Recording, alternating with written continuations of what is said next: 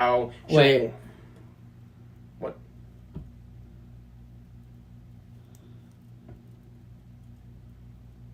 There. Oh, okay, sorry. Now we're live. But anyway, I remember that my mother will talk about. So just so you know, you guys, this is we're talking about Megan. If you guys are just now joining the stream, sorry, I don't know if that caught up or not. We'll find out later on. We'll find out later on if that caught up. But what we're talking about right now, we'll go back and talk about it. Eric, did you hear any of that, or did I just start the live stream? Let me know right now. Yeah. Because we'll go back and talk about it if... Yeah. Because I think I accidentally didn't start the live stream. Yeah. Just let me know. Because, yeah, this will be a good learning curve for... Yeah, this will definitely be a good learning curve for next time. Mm-hmm.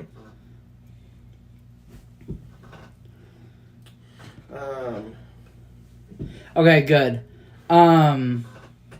So yeah, back to what we were saying. Because I know that my mother has told me stories about how she'll work with clients and parents and stuff, and how, or at least guardians, who basically will just shove an iPod or iPad in at a kid and it's like, here, just do that, just play with that so you're out of my hair, essentially. Yeah. And I think that's something we gotta avoid doing that, because I know it's hard to raise children from, and I know it's gonna be hard, but that's basically the basic hurdle. And if you take shortcuts like that, then you won't get the respect that you deserve. And I think this movie is basically does that well. Yeah, for sure. Overall, though, if you haven't seen Megan, I would definitely give it a watch. I think it's on Peacock right now. Peacock, and I think a sequel's coming out. Yeah. I want to say 2025 January. I don't know if I'm as excited for a sequel, but I'll still go watch it. Because the only thing I fear with Megan is Megan 2 is that someone will the wrong filmmaker will take it and go like, let's just up the body count or whatever and make it essentially a slasher film, when it really didn't need to be a slasher. Eric says he hasn't seen Megan. If you like that kind, so let's just say if you like Child's Play, I think you'll probably like this movie, I'd say. Mm-hmm. Except the doll in this aspect is more an AI. Yeah, it's an AI. It's exactly the same, but with like, it's vaguely similar to that, but I'd say honestly it's more well done than I would say Play. that it's essentially what the remake of Child's Play tried to do. Eric said people said Megan was a ripoff of Child's Play 2019.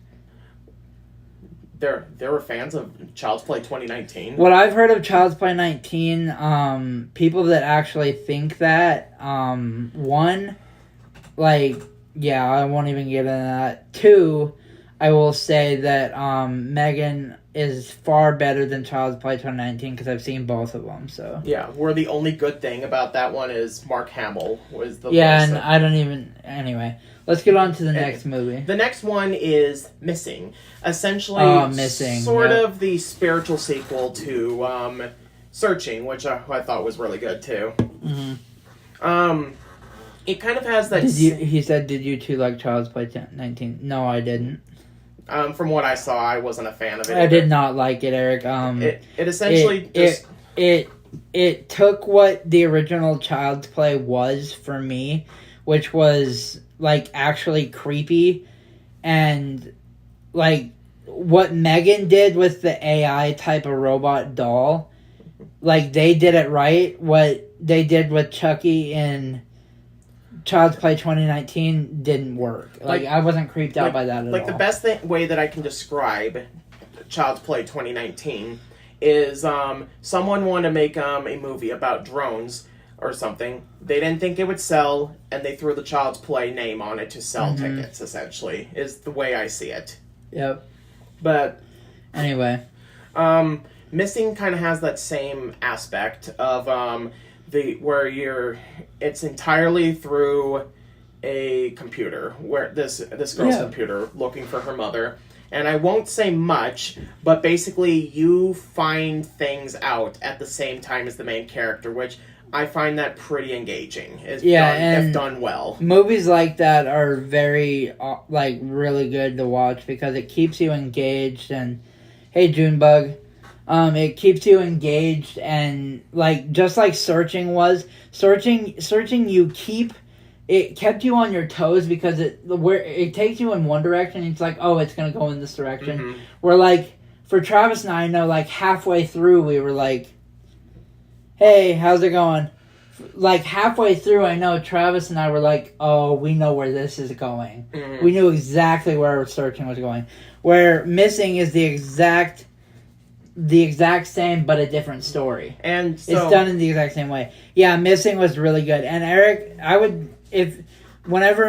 think you can stream Missing right now. Yeah. I just can't remember where. And honestly, but I would definitely look into streaming Missing for sure. Honestly, completely vague about Missing, but I think the less you know, the better. So basically, the basic gimmick, that's basically all I can tell you. Yeah, we won't tell you much about Missing, but all we can say is just go see it. Just search it and watch it.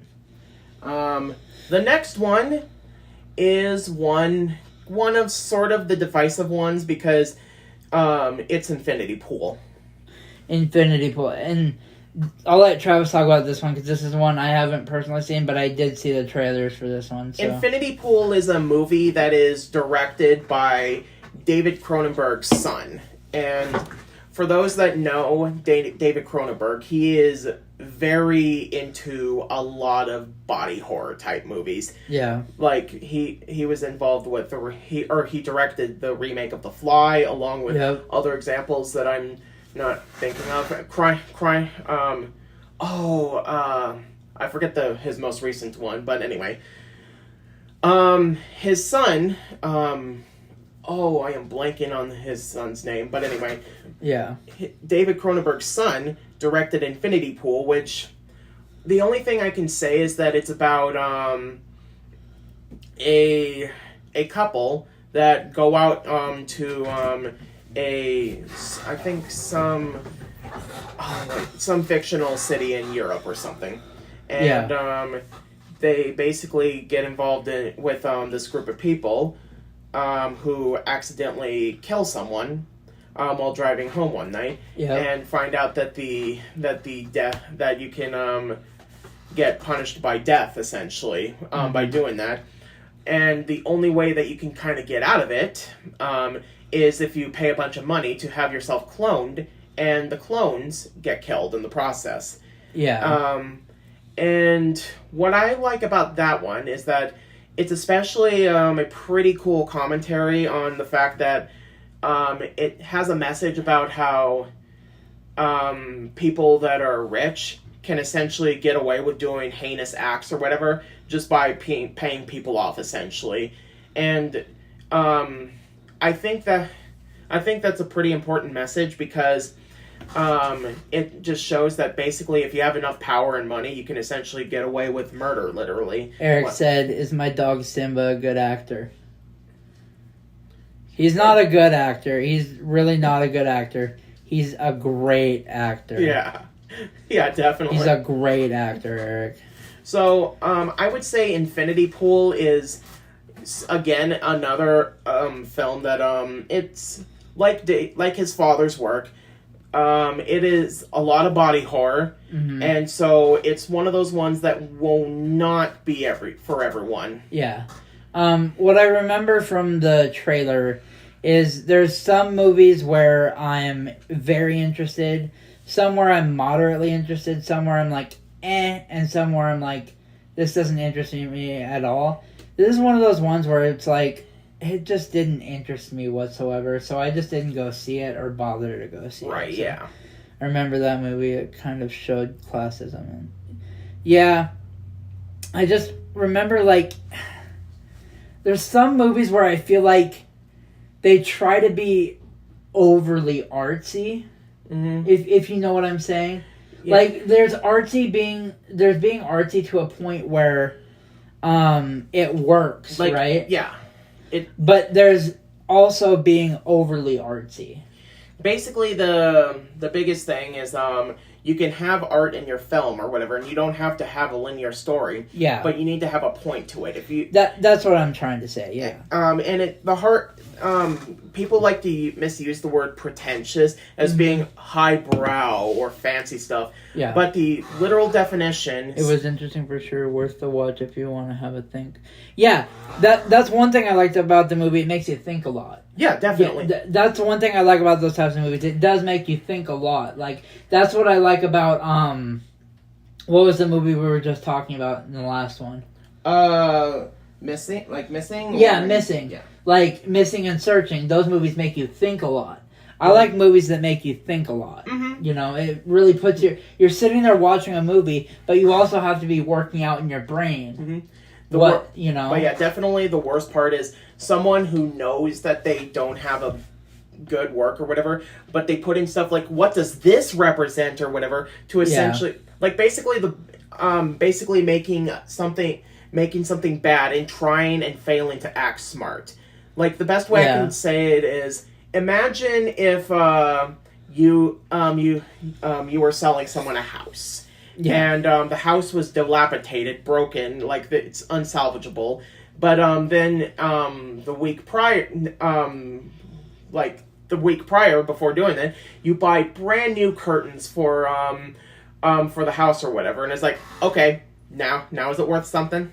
Eric says, Eternal Sunshine of the Spotless Mind makes you think a lot, and good news is I get to watch it for class soon. It's a good day to watch Jim Carrey movies for class. Oh, sweet, yeah. So, one thing I've heard of Eternal Sunshine of the Spotless Mind is that's one of those Jim Carrey movies that it's more out of his norm for what he is classified as Jim Carrey, you know what I'm saying? Because I've watched Eternal Sunshine of the Spotless Mind, and it's a great movie. But Eric's right; it does make you think a lot. Absolutely. And it's not a movie that I would have been like, oh, this is Jim Carrey, but it's a great movie, Eric. It is a really, really great movie. Mm-hmm. You want to go on to the next one? Yeah, I think we're now in February because the only other one is...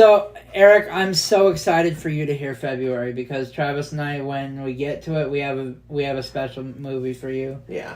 The only other one in January is Man Called Otto, which did have a wide release in this year, but it was mostly released in 2022, so I won't count that one. Yeah. But Man Called Otto is a pretty good, uplifting movie. Yeah. The next one, actually, for February, is Knock at the Cabin, M. Night Shyamalan's most recent film. Knock at the Cabin, for sure, we gotta talk about. It is based on the book called The House at the End of the World, I believe is what it was called. And it follows a homosexual couple who adopted a child, who are essentially going out to a cabin to have a weekend trip or whatever. And then you have these four people that come by and it's like, all right, so here's the deal. The world is going to end. The only way to do it is if you willingly sacrifice someone. And it's interesting as the movie goes on a little bit. Junebug says I did like A Man Called Otto. Yeah, it's an interesting movie.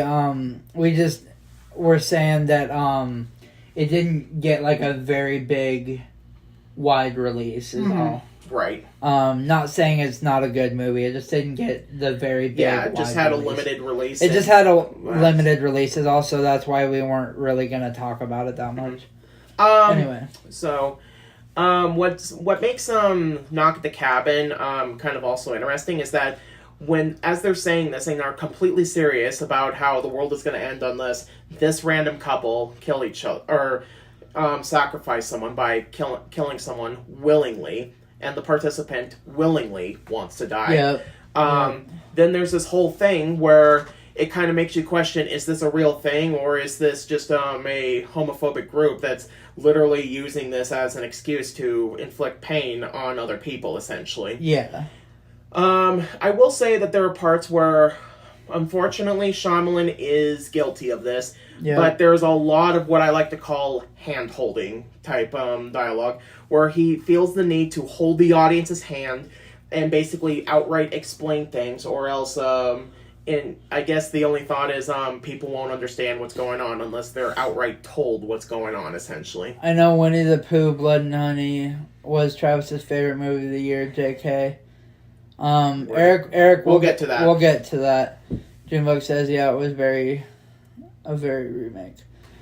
Eric, we'll get to that in just a minute. Trust us. Yeah. We have something for that. Anyway, is that it for that one, or? The only major thing that I heard of, because I actually work with someone who happened to have read the book that this was based on, and the ending to the movie is vastly different from the movie. Basically, the only way I can say it is that how the events, like, how do I put it without spoiling it? Yeah, a major event that happens in the movie is switched out in the book to kind of give sort of a lighter tone. Yeah. Is the best way I can put it. Yeah.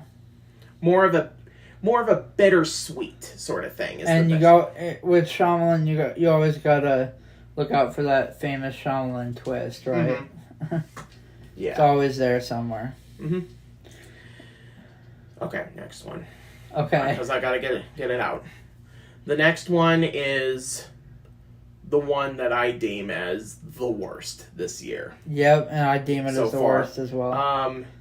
Winnie the Pooh, Blood and Honey. So, Eric, here's the story. I rented this on Amazon Prime.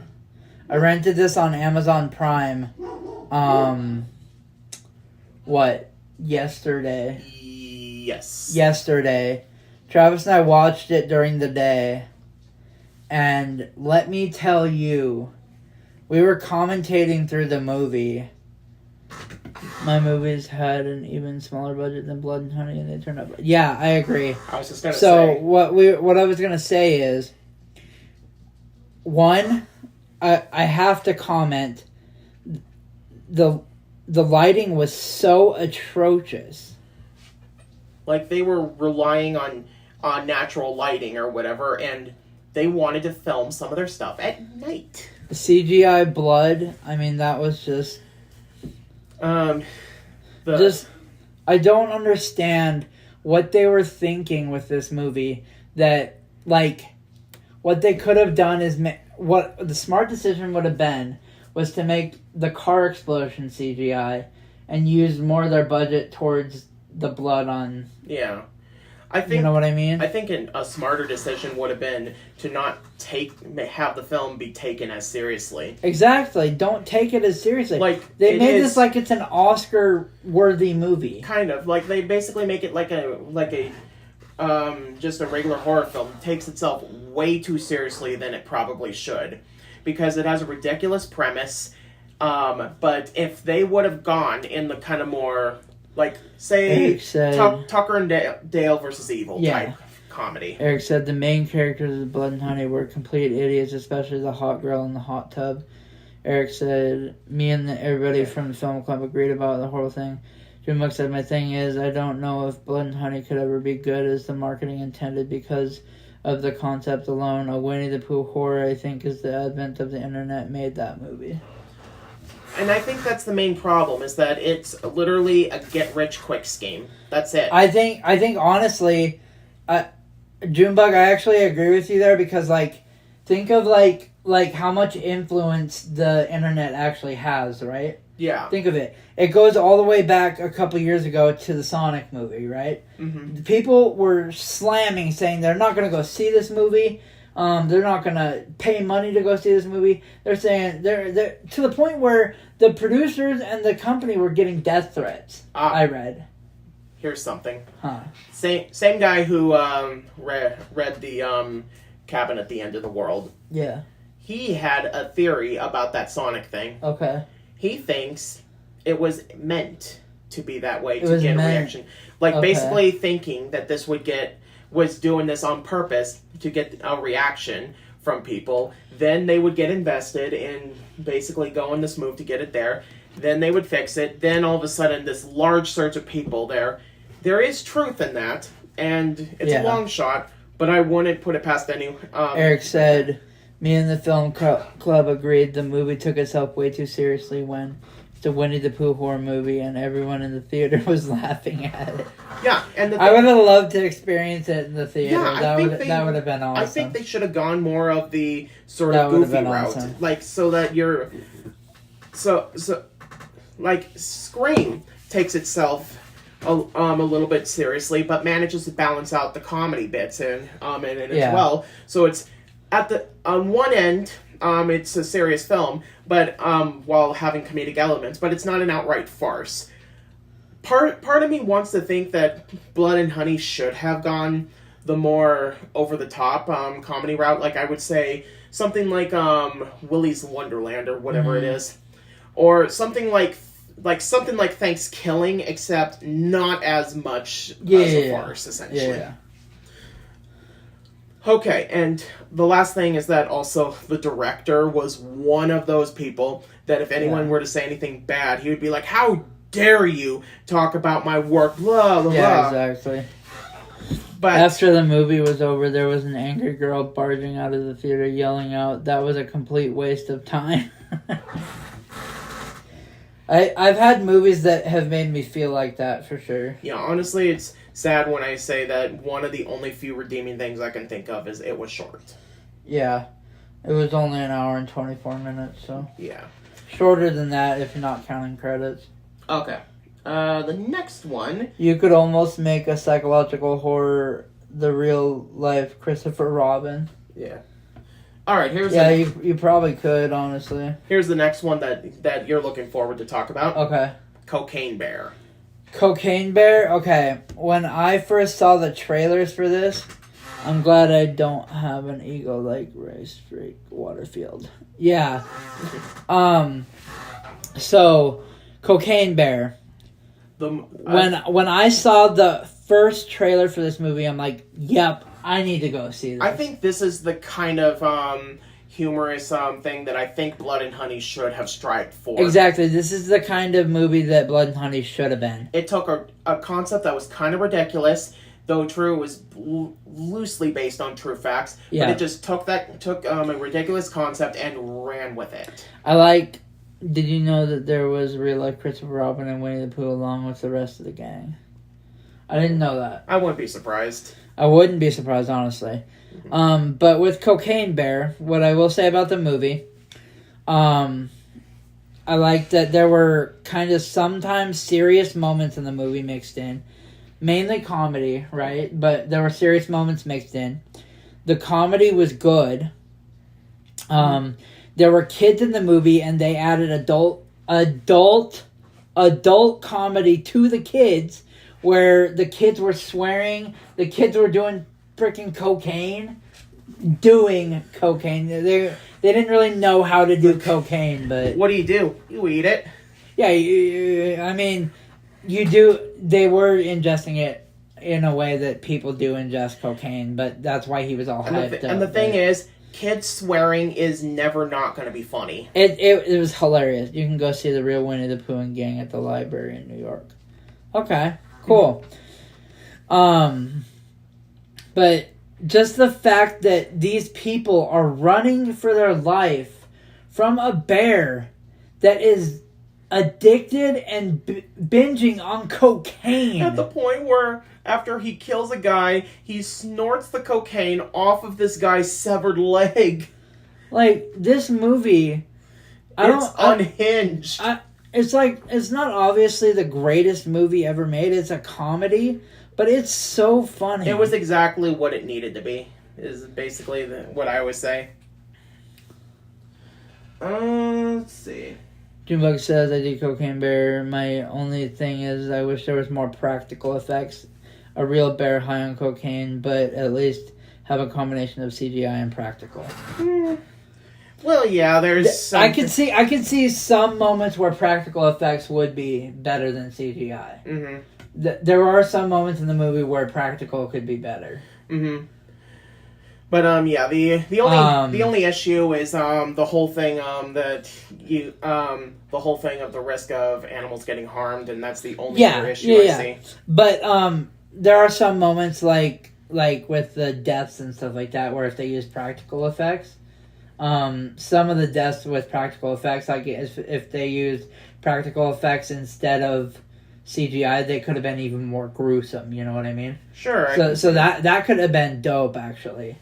Yeah, that could have been dope. All right. Next one is 80 for Brady. This one I haven't seen, but I have seen the trailer. Basically, again, A real bear high on cocaine would be unethical. Yeah. Yeah. Definitely. True. So like Cocaine Bear, 80 for Brady was also based on a true story as well, but it's more or less sort of loosely based.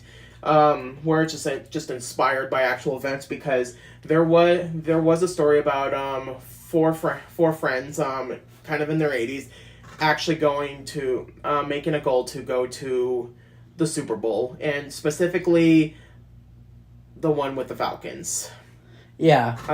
I actually have a coworker who actually refused to see that movie just because it was that Super Bowl and he's a Falcons fan, and that Super Bowl haunted him. And so he would walk down the street in his Falcons gear, and a Patriots fan would go like, "Hey, yeah. What was the goal that Falcons are haunted by? The 24 or something." 28-3. It's like 28-3. Eric said the real life Christopher Robin sadly hated Winnie the Pooh. Film Harpy said I enjoyed 80 for Brady.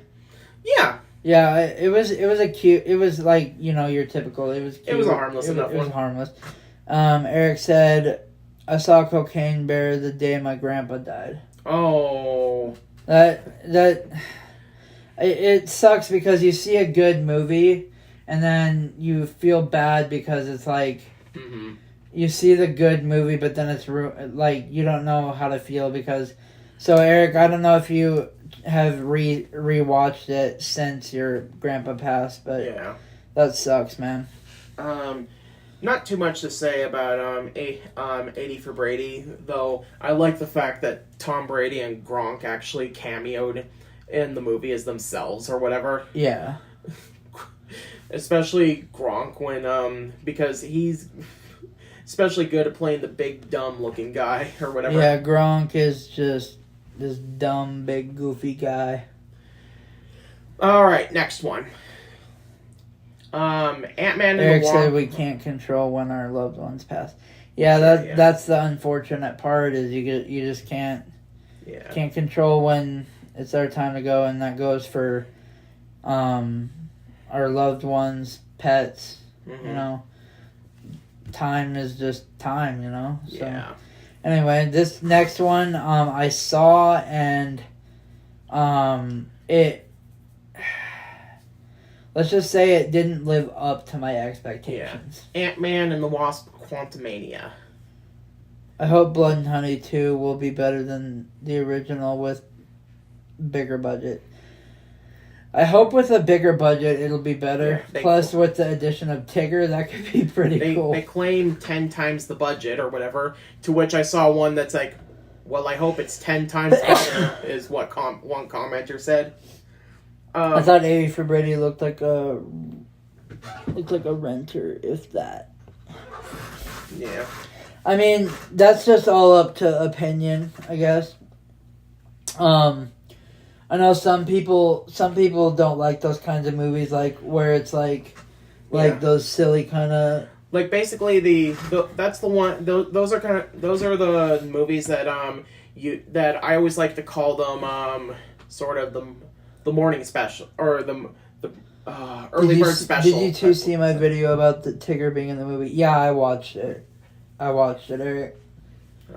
But yeah, one where it basically, it's one of those movies that usually a bunch of old people kind of came in, wanted to watch the movie, and watch something just simple, harmless. Yeah, I noticed.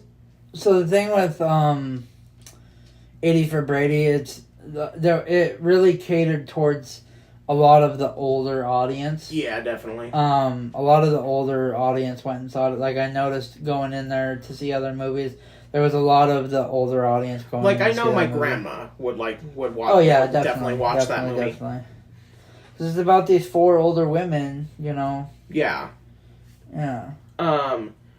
So definitely the next one is going to be Ant-Man and the Wasp: Quantumania, which is a movie that I enjoyed for what it was, but it was definitely one of the lesser Marvel films, if that makes any sense. Yeah. I think the only thing that definitely held it up was the inclusion of Kang the Conqueror.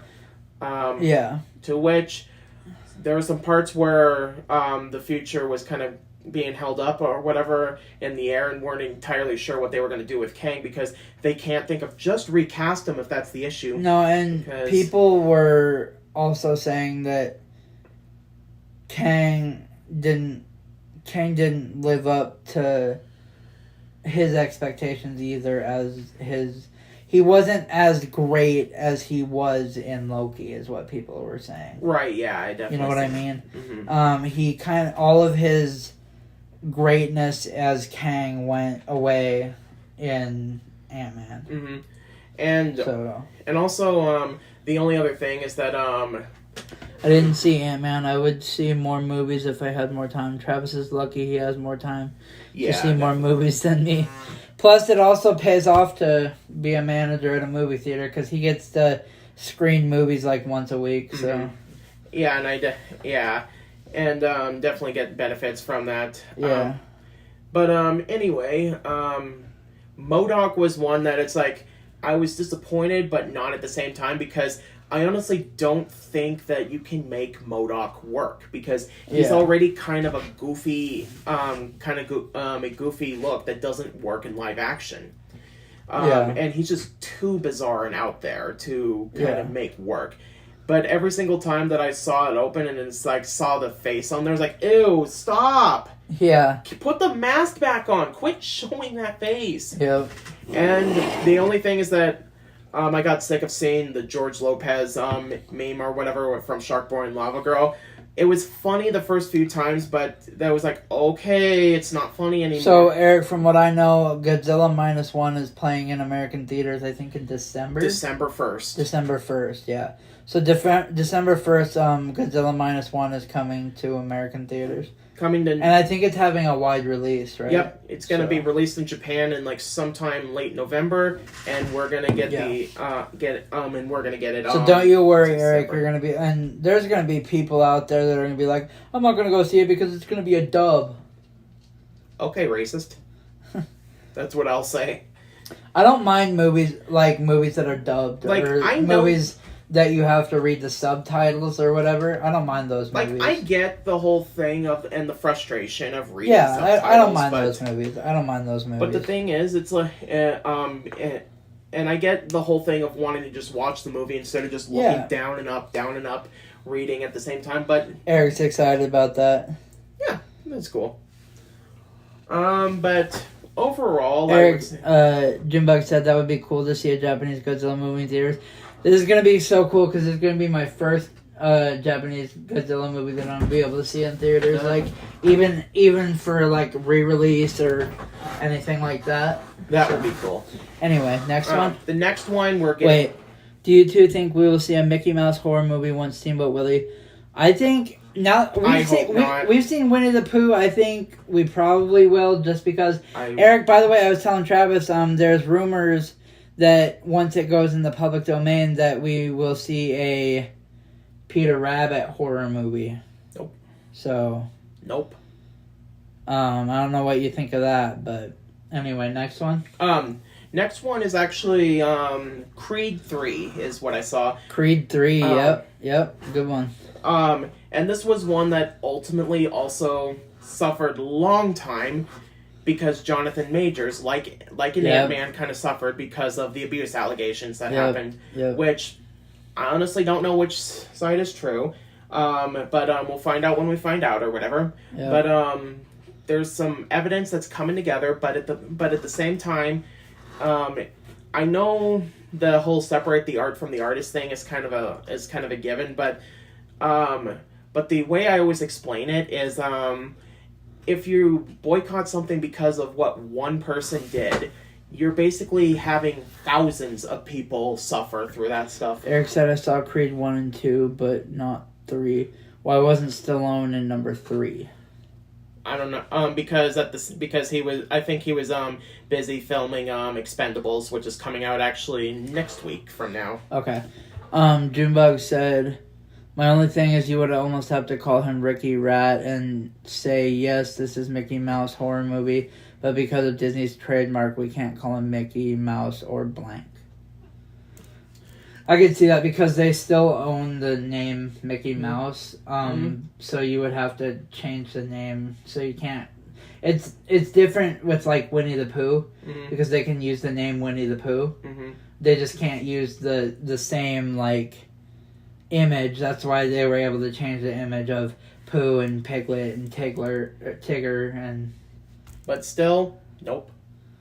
But I just think making these horror movies of these classic old childhood cartoons just isn't a good idea. And they already did Winnie the Pooh. I remember watching Winnie the Pooh when I was a kid, and they ruined it for me now. And yeah, there was a contract and rights disputes with Stallone and the producer Winkler, and that's why he. Okay, so Junebug said there was disputes with Stallone and the producer. Okay. And that's why he wasn't in Creed 3. Okay.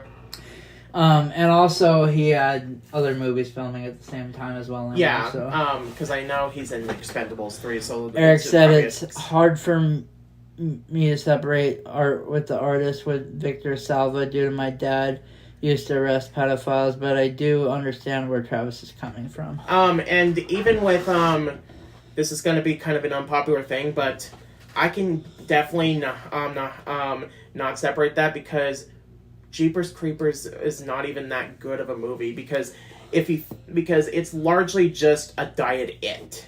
Yeah, Jeepers Creepers, yeah. Like, both of them have to do with a monster that hibernates for over 20 plus years. Once they awaken, they feed for a little bit, and then they basically use fear to do that. It's literally the same thing. And the fact that he was able to film one of the movies from prison. Yeah, the third movie while he was actually in prison.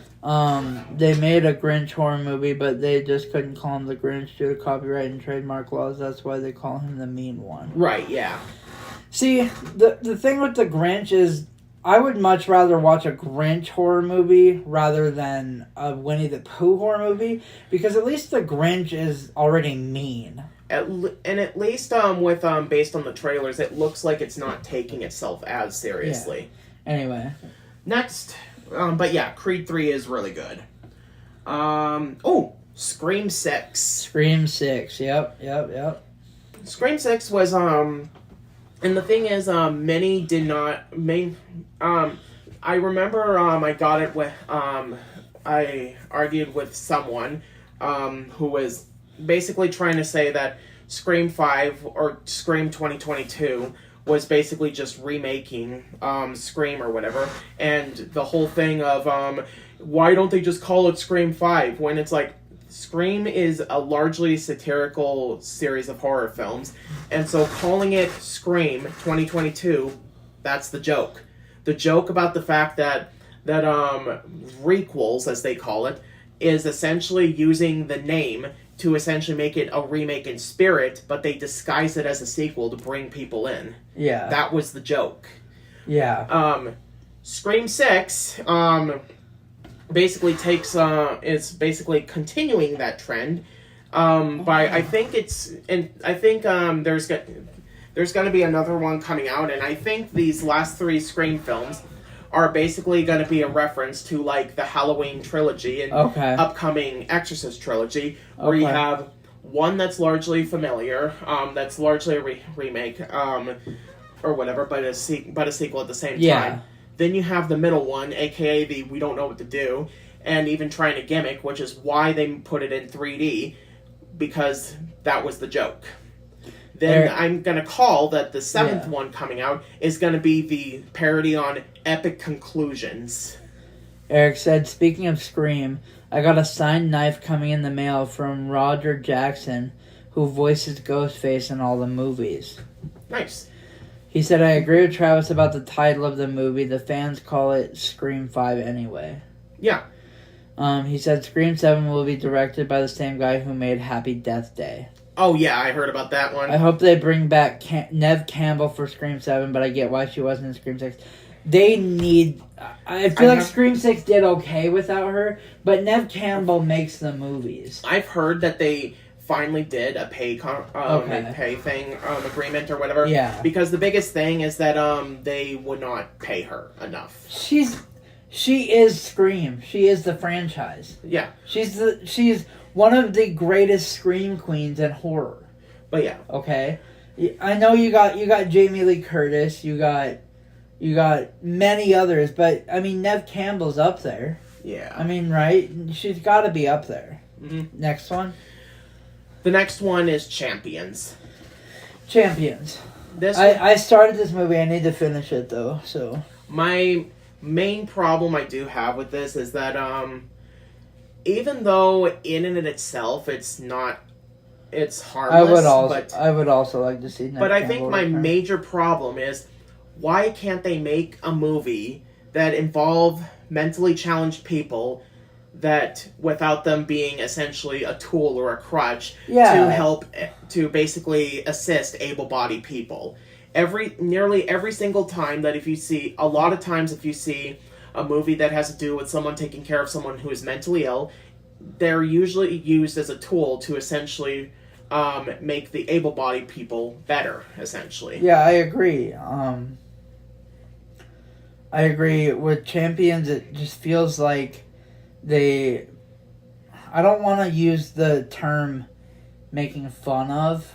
Mm. I don't want to use that term. It just makes me feel like they're like maybe exploiting a little bit. Exploiting, Just a lot of the times they're in danger territory of essentially, exactly. Oh look, that person did something quirky. Laugh at that. Exactly. They're, like, for example, the person, the kid, one of the kids in there was like, I had a threesome. It's like obviously you didn't, but it's like they're making him say this shit, right? Yeah. Yeah, I agree exactly.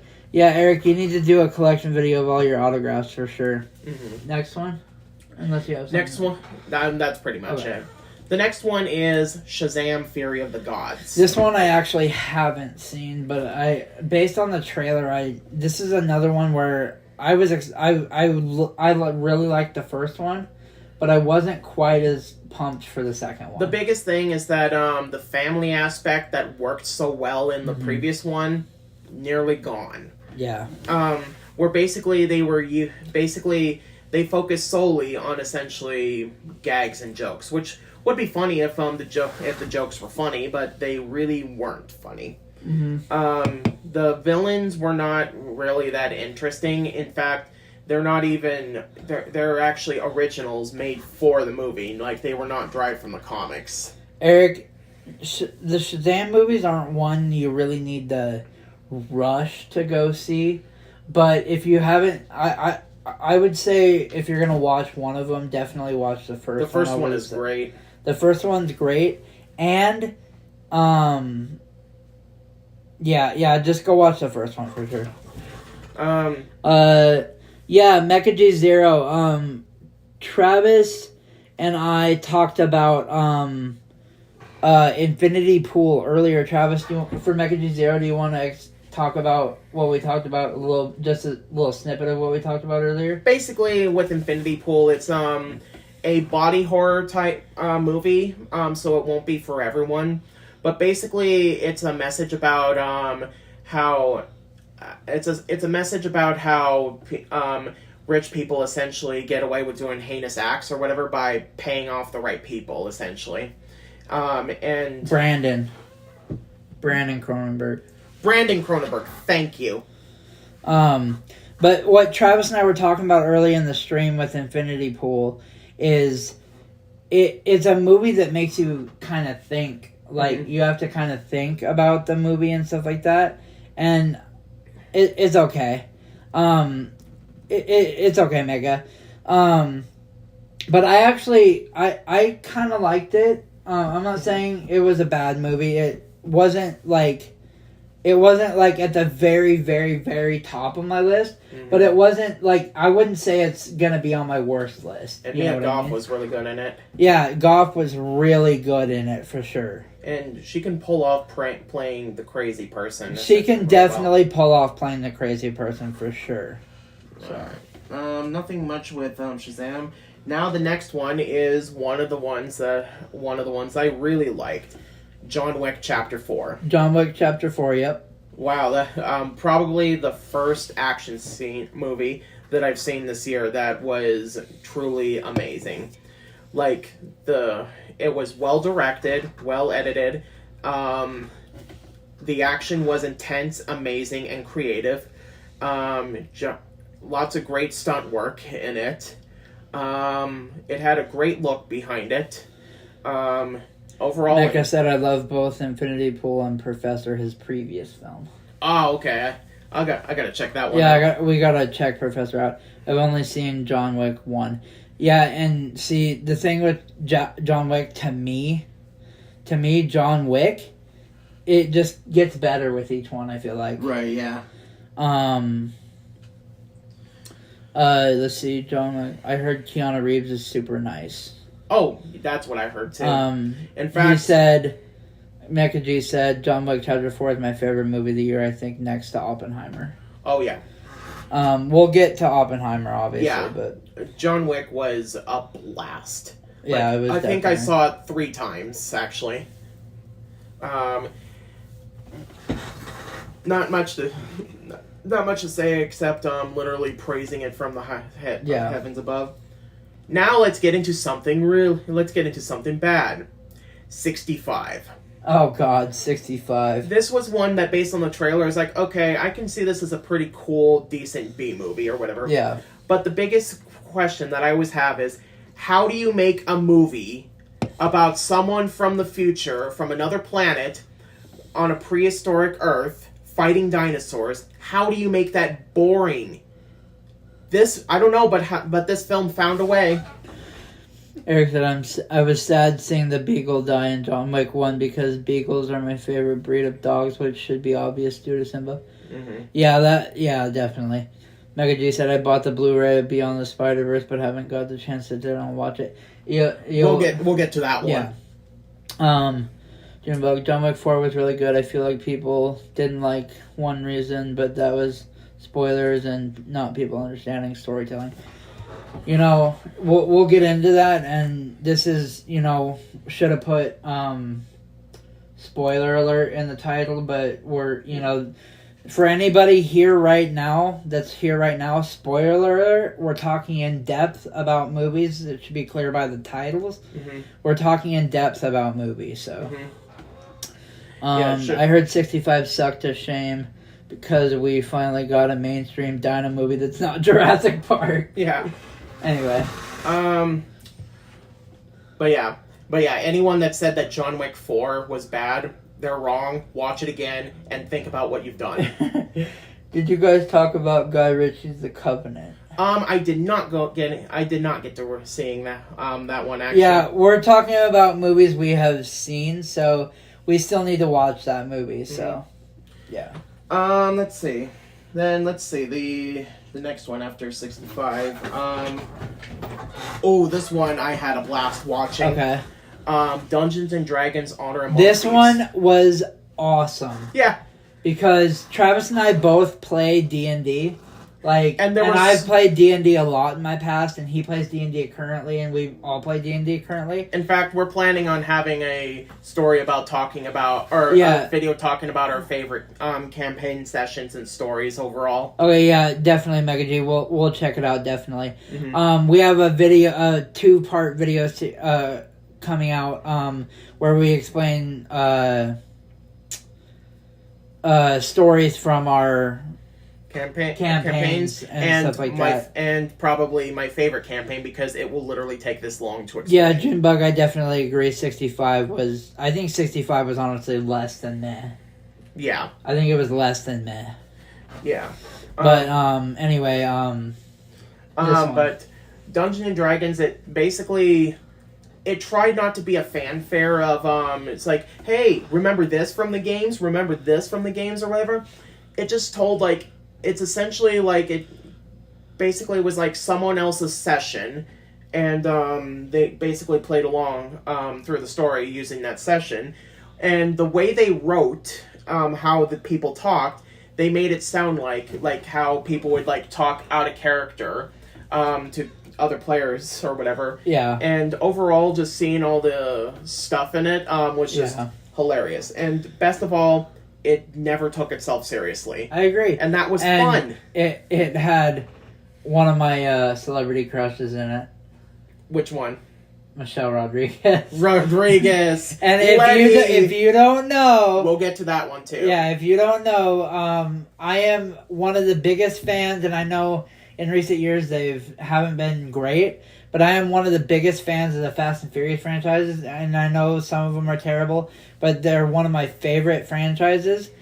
Letty, aka Michelle Rodriguez, is one of my biggest celebrity crushes, and the fact that she was in Dungeons and Dragons, I had to go see that movie. But literally, I actually died when one of the I died laughing when abruptly one of the characters was literally just pummeled to the ground or whatever by this, in the form of this owl bear thing or whatever. It's like, I think you got him, then just picks him up, pummels him to the ground, and just throws him. It's like the Hulk with Loki. Eric said Simba would be the most powerful character in D&D. You know what? Just because you said that, in our next family campaign, I'm gonna make Simba be a character side quest or a character in for one of the characters that goes on a quest with these guys. Just for you, Eric. He's gonna be in these guys' campaign. And it's like Mecha G said, the trailers for D&D looked terrible, but I heard the movie was actually great. Quite a year for D&D, the movie, and Baldur's Gate 3. Mm-hmm. Fast 5 was fun. Yeah, Fast 5 was the movie where they introduced The Rock, I believe. Yes. Right? Yeah. D&D Thieves was fun, and probably the best D&D movie, which is saying a lot. Yeah, there's been other D&D movies. Like the Jeremy Irons one. I need every ounce of your rage. Oh, God. Next one? We're now heading into April. Oh, God. Okay, so just so you know, April, there's quite a few movies. So. Alrighty. This one I saw a little later, but I saw Air, which was... Air is a... Yeah. Air was an interesting one. If you want to explain what Air is about... Largely, it's about the story about how Nike was trying to get Michael Jordan to essentially be the spokesperson for Nike, and land a shoe deal. Yes, and basically. Land a show because Nike was not even Michael Jordan's third pick. Yep. Because Nike was like he was going for like Adidas or like. Mm-hmm. You know, the top tier at the Converse was the top tier, I believe. And essentially, the only reason why Jordan basically agreed to do that is because Michael Jordan wanted his own car, and essentially they're like, "We'll buy you a car. Here's a brand for you to like or whatever." It's like, okay. Yeah. And what I like about Air is it tells, you know, what's the lady's name that plays his mom? Viola Davis. Viola Davis, you know, great actor. Like even in Suicide Squad 2016, she was the one of the few good moments where it's like, that is Amanda Waller. That's not an actress playing Amanda Waller. That's Amanda Waller right there. Yeah, I really liked Eric too. Eric said, I love Jeremiah Irons. I want him to read a book to me with his kick-ass voice. I want to hear Christopher Walken read me a book. Yeah. But I really liked Arrow. If you haven't seen it, you can, I think, stream it on Max. Wait, Amazon. Amazon. It's on Amazon. Because it was an Amazon original. Yep, it's on Amazon. Yep. You can stream it on Amazon Prime if you have an Amazon Prime Video. If you have Amazon Prime, you can stream it on Amazon Prime Video for free. So right. The next one is the Super Mario Brothers movie. Yes. Now, all right, let's get to talking about this one. This one, I have gotten a lot of dirty looks from Nintendo fans, but I thought the film was okay.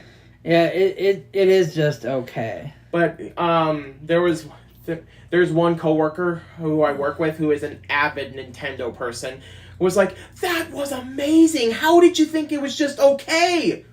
Because the movie was too short, and I felt that they should have developed the character. But Mario never had a good story. It's like, but that's the problem, is giving it to studios like Illumination, which tend to strive for mediocrity at best. It's like, good enough. Yeah, I agree. Eric says, to me, Jeremy Irons will always be Scar, especially since Lion King is one of my top favorite movies of all time. Yeah. Yeah. But I did enjoy Mario for the most part. Yeah. Jack Black stole it in the entire show. Mecha G. So the 90s movie is superior then. I knew it. Oh god, the 90s movie. That has an interesting backstory to it though. But that's for another video. Yeah. Let's see. Jack Black completely stole the show. Jack Black was completely stole the show. Like, he swallowed every single set whole. Every time that he was on there, he owned every single microsecond he was on there, and was definitely the most entertaining part about the movie, especially with his song. Eric said something about the movie. He said, I agree the Mario movie is just okay. I did give the movie a chance even though I'm more of a Sonic fan. I gave it a fair shot and it was just okay. Junebug said I got dirty looks when I said the 1993 movie was better. The 93 movie is incredible, Mecha G said. Incredible in what way? Like in an actually good way or in a kind of funny way? Like there's two different ways you can look at it. Because I've seen clips from the 93 movie. I've seen the whole movie. And I'm like, okay, this is not... Like, who said it turned Mario into George Miller's Blade Runner? Yeah. It's literally Blade Runner. It's literally just Blade Runner with Mario characters. Okay. Genius. But, definitely what I appreciated the most is that, because Illumination tends to make Minion clones or whatever from the Minions, I was literally expecting, like, the Goomba and Koopa Troopers to be pathetic jokes or whatever, but... To my surprise, they actually, even though they were kind of the comedic villains or whatever, they actually at times treated them as a legitimate threat. And I actually had one other favorite casting in the movie. Keegan-Michael Key as Toad. That was my other favorite casting. Eric said, imagine if they cast Arnold Schwarzenegger as every character in the Mario movie, LOLJK. But Christopher Lee should... be Bowser. Yeah.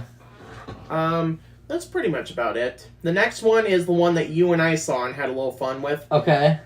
The Pope's Exorcist. Yeah, so let's get into the Pope's Exorcist. So, one thing I'll say straight away.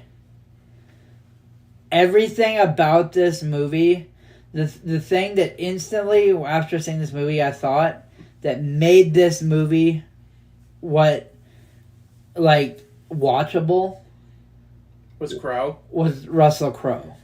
Russell Crowe's acting in this movie was really, really good. He gave life into it a little bit. He gave life into the movie to where I actually gave it brought the rating up significantly higher than I had it, to where Like, if I were to rate it on a Rotten Tomato scale, it's probably above a 60. Yeah. And it was below that before.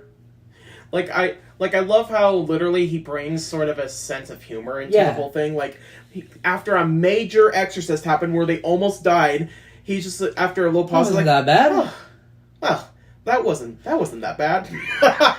Mega G, Pope's Exorcist has the funniest opening to any horror film. Can you possess the pig? Yes. Like, that will be like, oh my god. say that out of context and see how many looks are given. It's also low-key an Evil Dead movie. Yeah, it's... Yeah, I can see that. I can see that. I've noticed ever since The Conjuring, not to say this is a bad thing, but we always get period piece, not to say that's bad, but I just feel the Pope's Exorcist was cashing in. It's I feel like I feel like with the Pope's Exorcist, so the thing that the Conjuring did was like they made the haunted house thing kind of popular. Yeah. But what I'll say is that rather than it being a thing for the Conjuring or whatever, I honestly think that it's the negative effect that unfortunately The Exorcist had. Where after The Exorcist completely blew expectations back in the day, everyone wanted to copy it. And as a result, Exorcist-type movies suffered because I remember looking at stuff from Pope's Exorcist, seeing the trailers, and I felt like I knew exactly what I was going to get myself into. Yeah. It's like, you're going to get the foul-mouthed demon, you're going to get the whole thing about the girl, the child or whoever contorting. You're gonna get you're gonna get the whole thing of they're holding a cross or whatever, and either the cross is on fire or something or anything of that sort. Bonus points if it's a Bible on fire. So I agree. And at first I was like, okay, they're doing something different, and then toward the end it's like, oh, okay, they're going back to that. Mega G said Catholic Evil Dead, and he said, I want a sequel. And by the way, we'll get to Evil Dead in just a second. But next up is gonna be Renfield. Renfield. No, don't say that. Like, come on in. But yeah. No. But it's like, I need to get out of a toxic relationship. Yeah, it's pretty toxic, alright. But what I really liked is the fact that Cage kind of stole it a little bit in this one. Yeah. Where he had limited time, but he made sure to let every second count. Like, especially the best part is when he meets him in his apartment or whatever, and Dracula's like, where have you been? Where's my food or whatever? Well, I've been getting the food. And it's I got a big U-Haul. Oh, and it's like, don't. He's not buying it.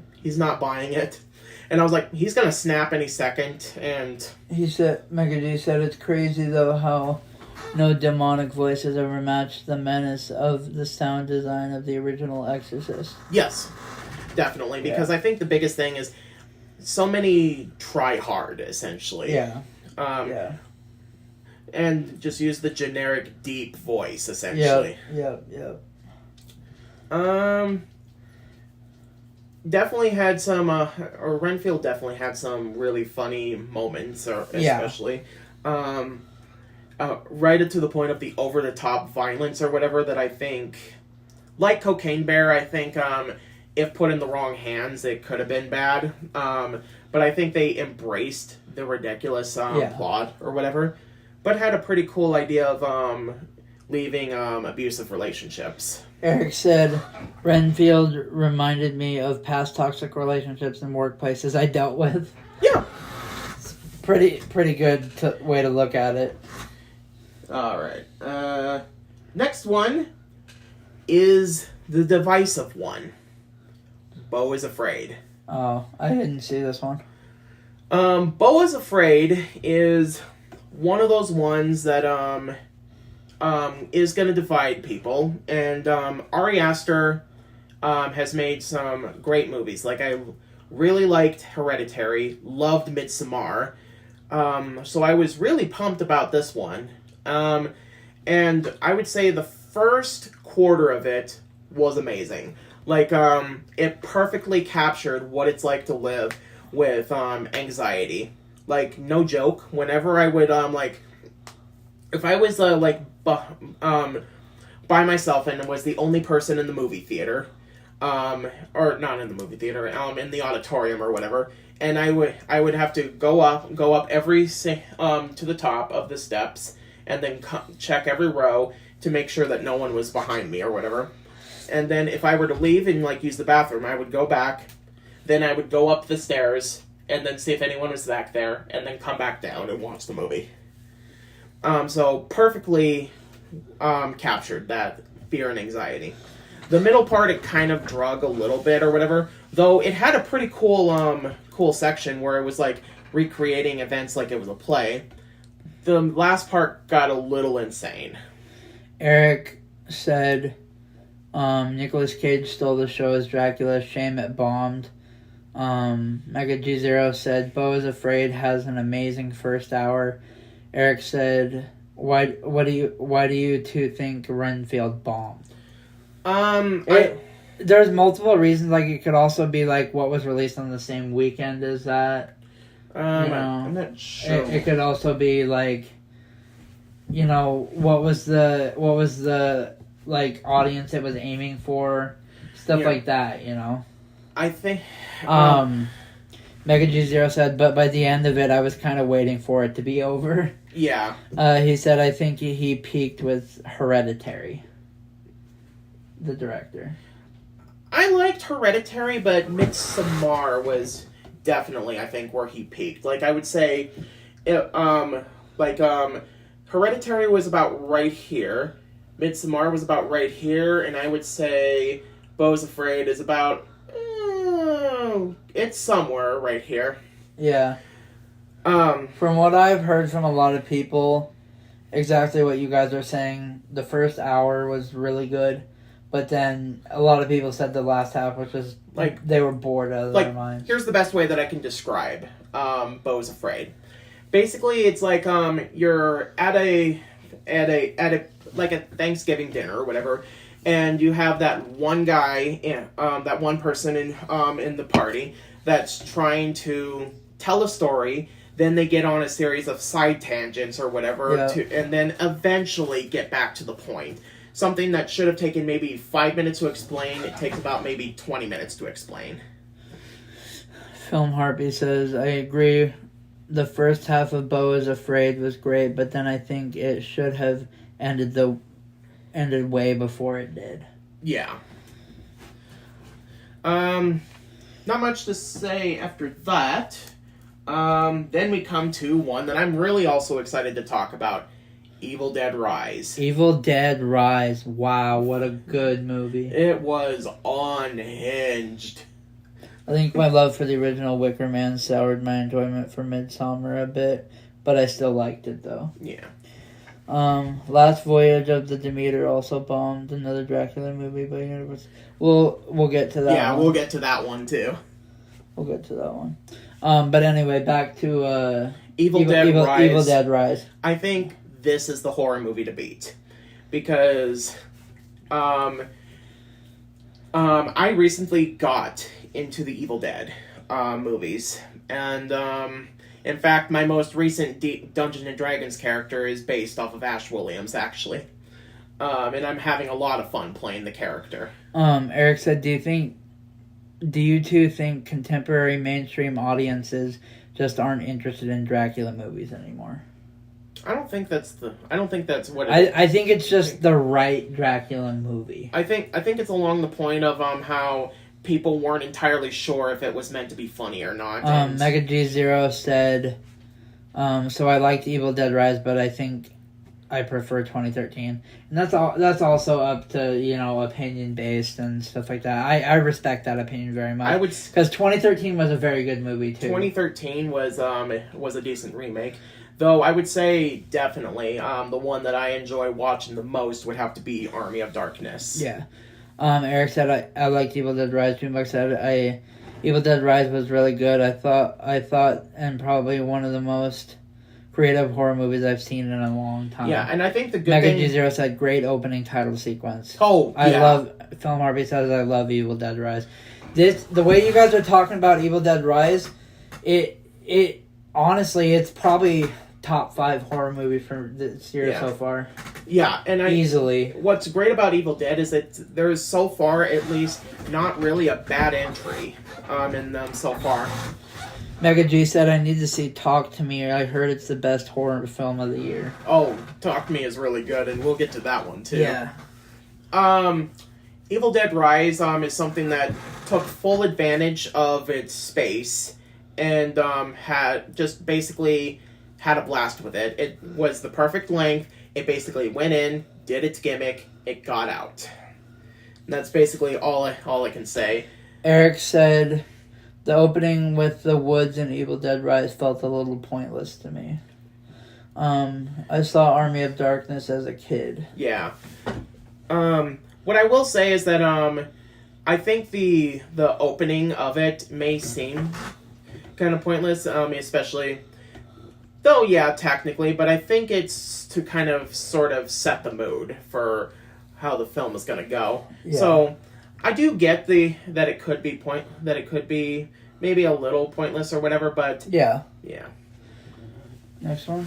But yeah, Evil Dead Rise is really good. And honestly, when you see our best and worst movies, that's probably going to be close to one of them, maybe. Next one is...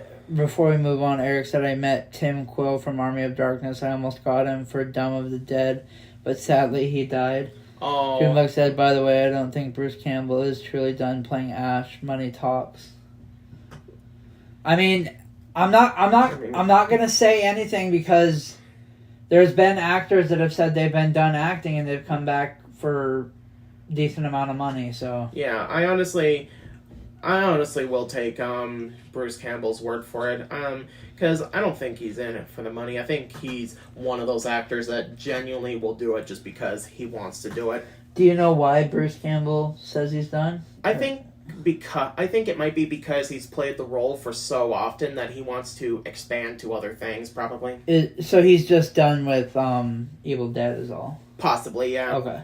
Because Sam Raimi directed the last Spider-Man movie, he was in that, he cameoed in that, right? Yeah. He'll do things with Sam Raimi, but I think with the character, I think that's it. Eric said that's a good way of looking at it, Travis. The lady who played the mom in Evil Dead Rise was creepy. Yeah, and the thing, I'll let you know fine. right now, when I'd be on Snapchat or Facebook, I'd get ads and shit like that at like 2, 3 in the morning. I'd have to click off real quick. My favorite part is when you and I saw the I already saw the trailer, but you saw the trailer with me. I think it was for Pope's Exorcist. Yeah. They were showing horror movies, and then as soon as they showed her climbing on the back, I remember you're like, oh, hell no! Mommy's with the maggots now. Mommy's with the maggots now. I don't see that guy. Mega G said, I think Daniel Day-Lewis is the one true retired actor. I think so, too. Eric said, money does talk. Mega G said, I don't see that guy as a bullshitter. Yeah, I agree. Agreed. Eric said, didn't Bruce have a voice cameo in Evil Dead Rise? And I haven't seen it. Eric said, I'd love to meet Bruce Campbell. There are some horror icons that I'd love to meet, and definitely I would love to meet him. Yeah. Alright. I just have to fix that. Anyway. Has anyone seen My Name is Bruce? It's very funny, very fun meta comedy.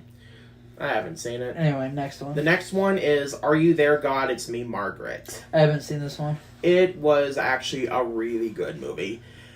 Basically, from what I gathered, it's about this young girl in the 70s basically going through changes in her life, essentially, if you know what I mean. And it's essentially basically throughout the story, she basically goes through basically she's unsure of what religion she wants to go for because her mother is Christian and her father is Jewish or whatever. And the mother was basically sort of banished or whatever because her husband was Jewish or whatever. And essentially, the main message that they are getting across it or whatever is basically at some points even pointing out people that are, for lack of a better term, assholes and are using religion as an excuse to be an asshole. Yeah. But largely the majority of the film is basically a coming of age type story about these girls basically coming to terms about changes that are going on in their life. Yeah. And overall, it's a really good and actually kind of a hilarious movie. Yeah. And Kathy Bates definitely stole it on the show at times. Yeah, for sure. All right, next one, the final one for April. Another one that's a really fun movie, Sisu. Oh, Sisu. Basically, another great movie. This is actually a foreign movie. Kind of, yeah. The main character only has like one line at the end of the movie, and it's something about can you deposit my gold or whatever. Yeah. So just so you know, is there other talking throughout the movie, or is that the only? That's from the main character. Yes, there is. So yeah, so Sisu, if you haven't seen it, find a place to watch it. Great movie. The main character doesn't speak a single word until the very last couple seconds of the movie. But basically, the main goal in this one is that this guy finds a bunch of gold. He wants to go and cash it in at the bank. But the Nazis, after to try to pay off for some war crimes during World War II, want the gold. And essentially, the guy's like, "Fuck you! You ain't getting my gold." And that's basically. And it's just him just messing up Nazis or whatever, just so that he can go and deposit his gold. And that's it. And he was basically like, what? He was in the military, right? He was, yes. Yeah. Junebug, I definitely agree. Sisu was a phenomenal movie. Mm-hmm. It was really, really good. And just the silence from the main character was just awesome. And like, and there's people out there that won't like that type of movie. They love dialogue and they love the talking and stuff like that. But once again, just like Evil Dead, it came in, did its gimmick, got out. Exactly. I'd love that. Then now we are going into May. Where the next one is Guardians of the Galaxy Volume 3. This one is one of Eric's favorite movies of the year. Oh, yeah, this was a great one.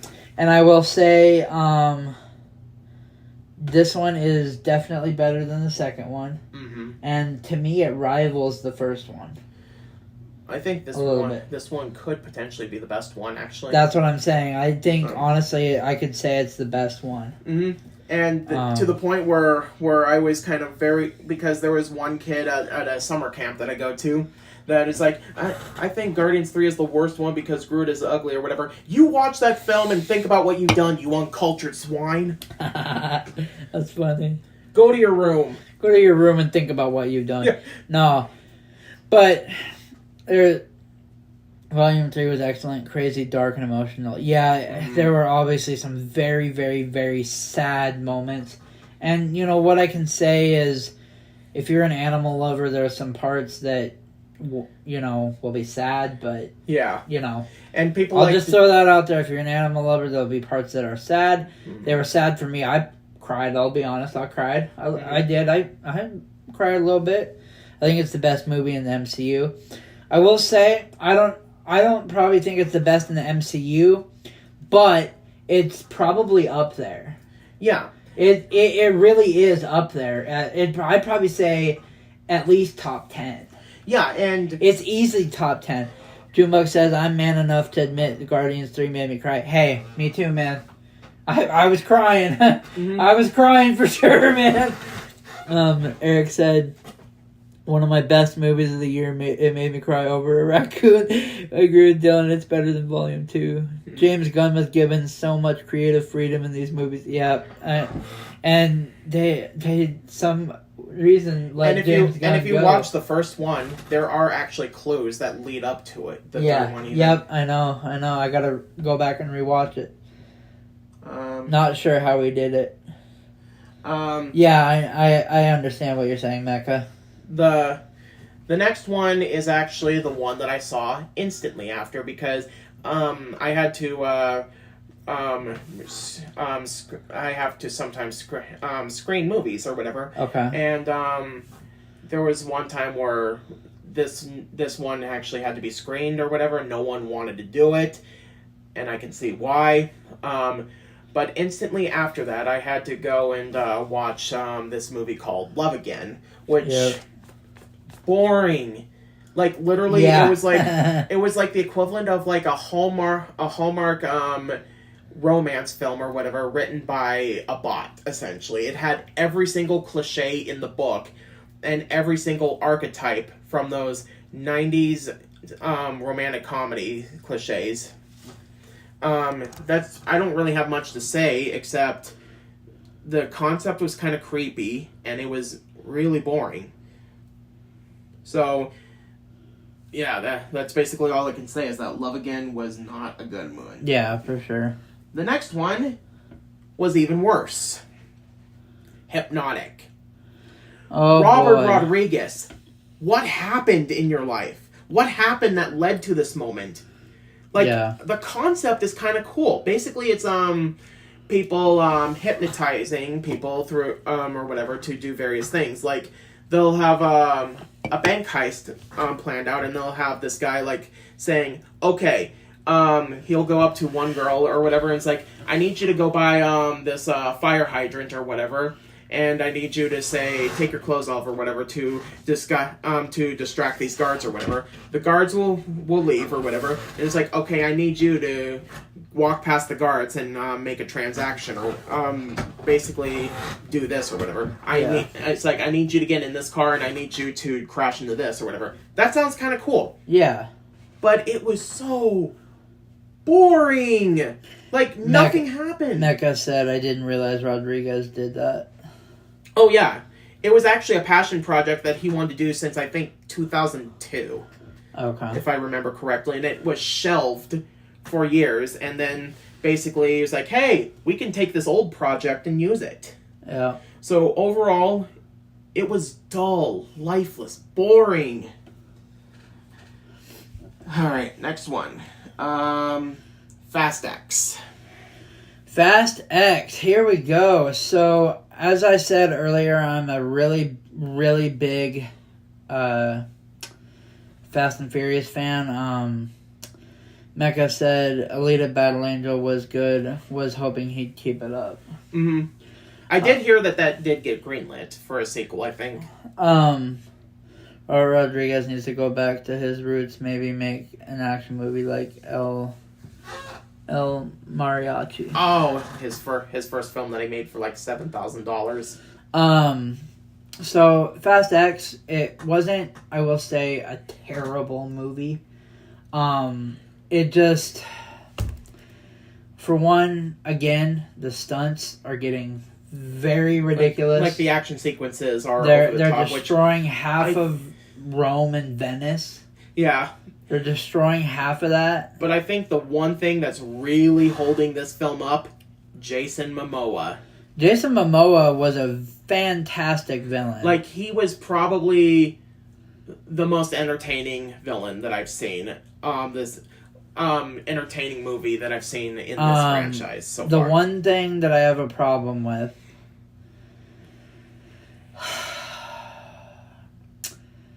they have a problem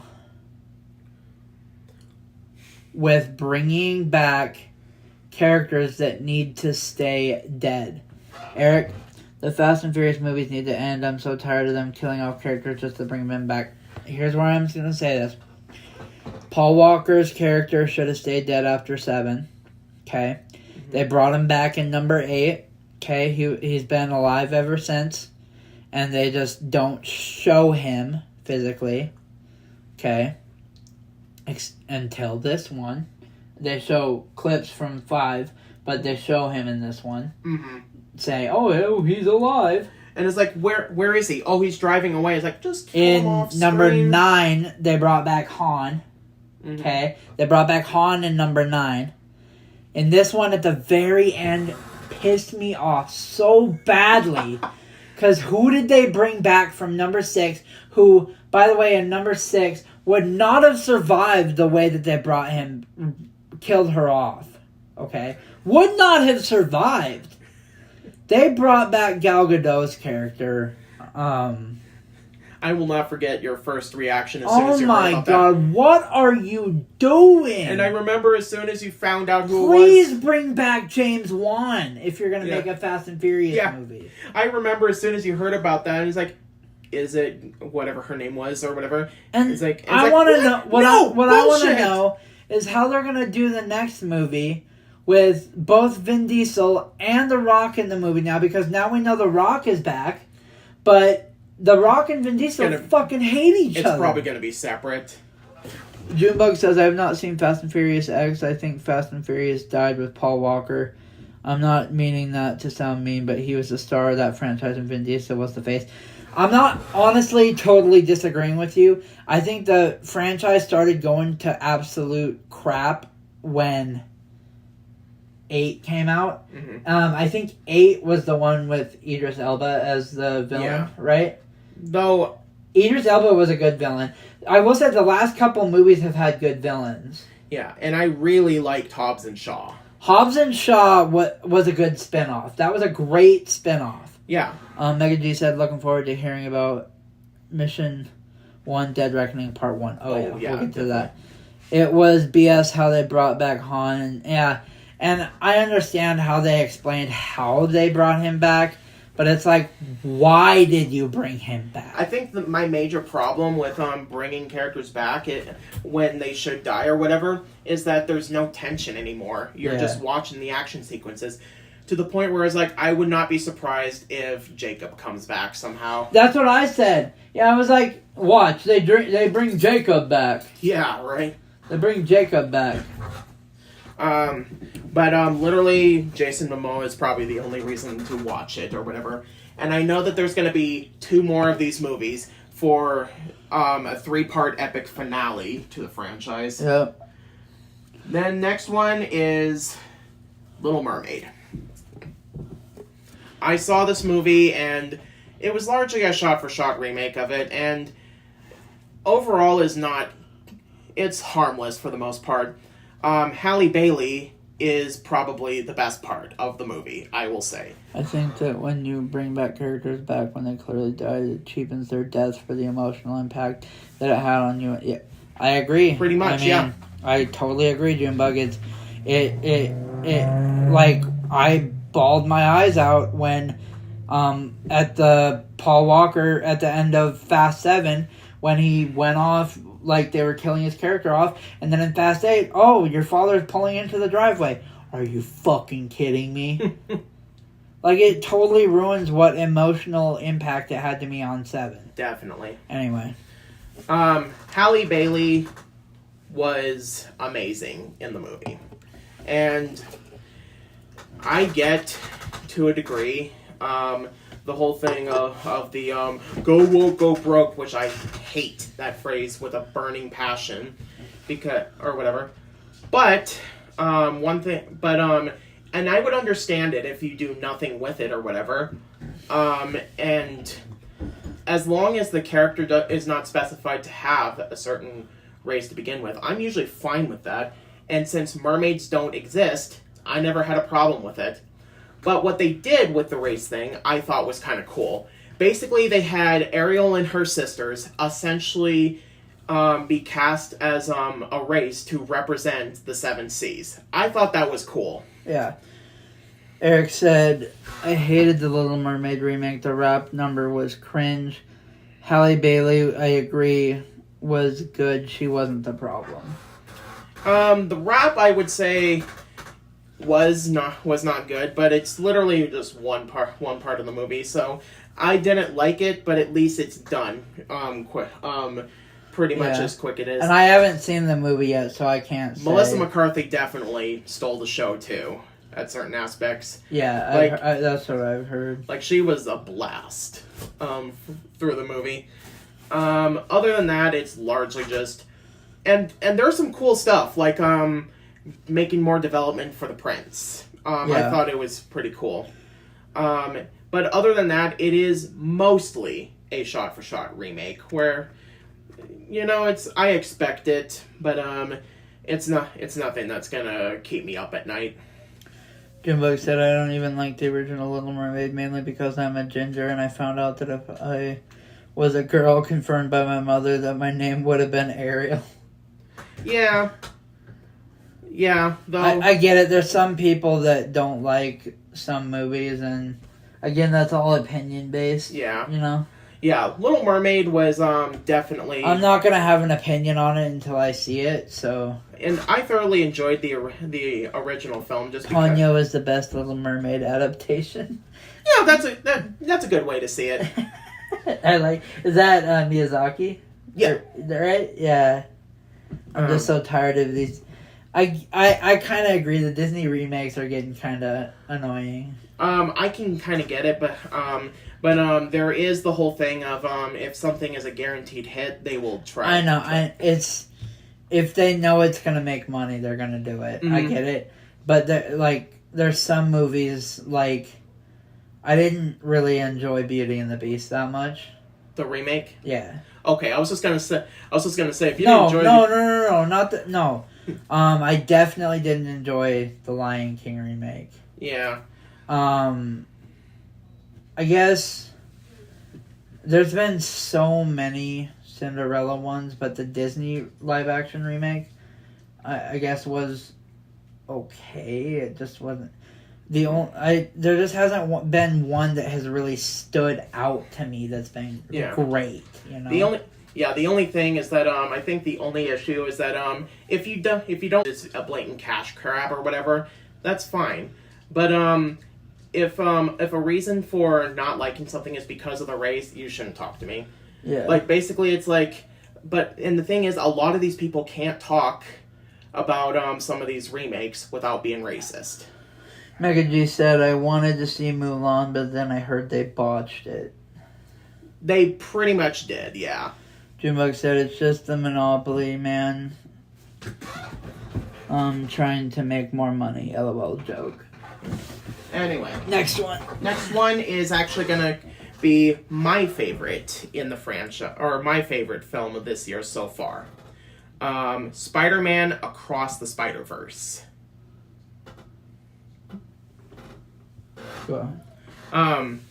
Spider-Man Across the Spider-Verse is probably actually my favorite film of 2023. Just because it took a lot of aspects from the original film, which I actually liked so much that it's one of the few movies that I saw 4 times in the theaters. And it made it even better. And rest in peace to the rest of the animated films of 2023 at the Oscars, because you ain't beating Spider-Man this year. Because of the way that they perfectly mixed all of the different animation styles. Yeah. And I felt the story was more engaging, and the cast did really good with what they were doing. The villain started out kind of as a pathetic joke. They were like, oh, geez, you actually made it actually a legitimate threat. Yeah. And Miguel O'Hara was actually a good antagonist as well, while doing questionable things, but you can kind of understand where he's coming from. Yeah.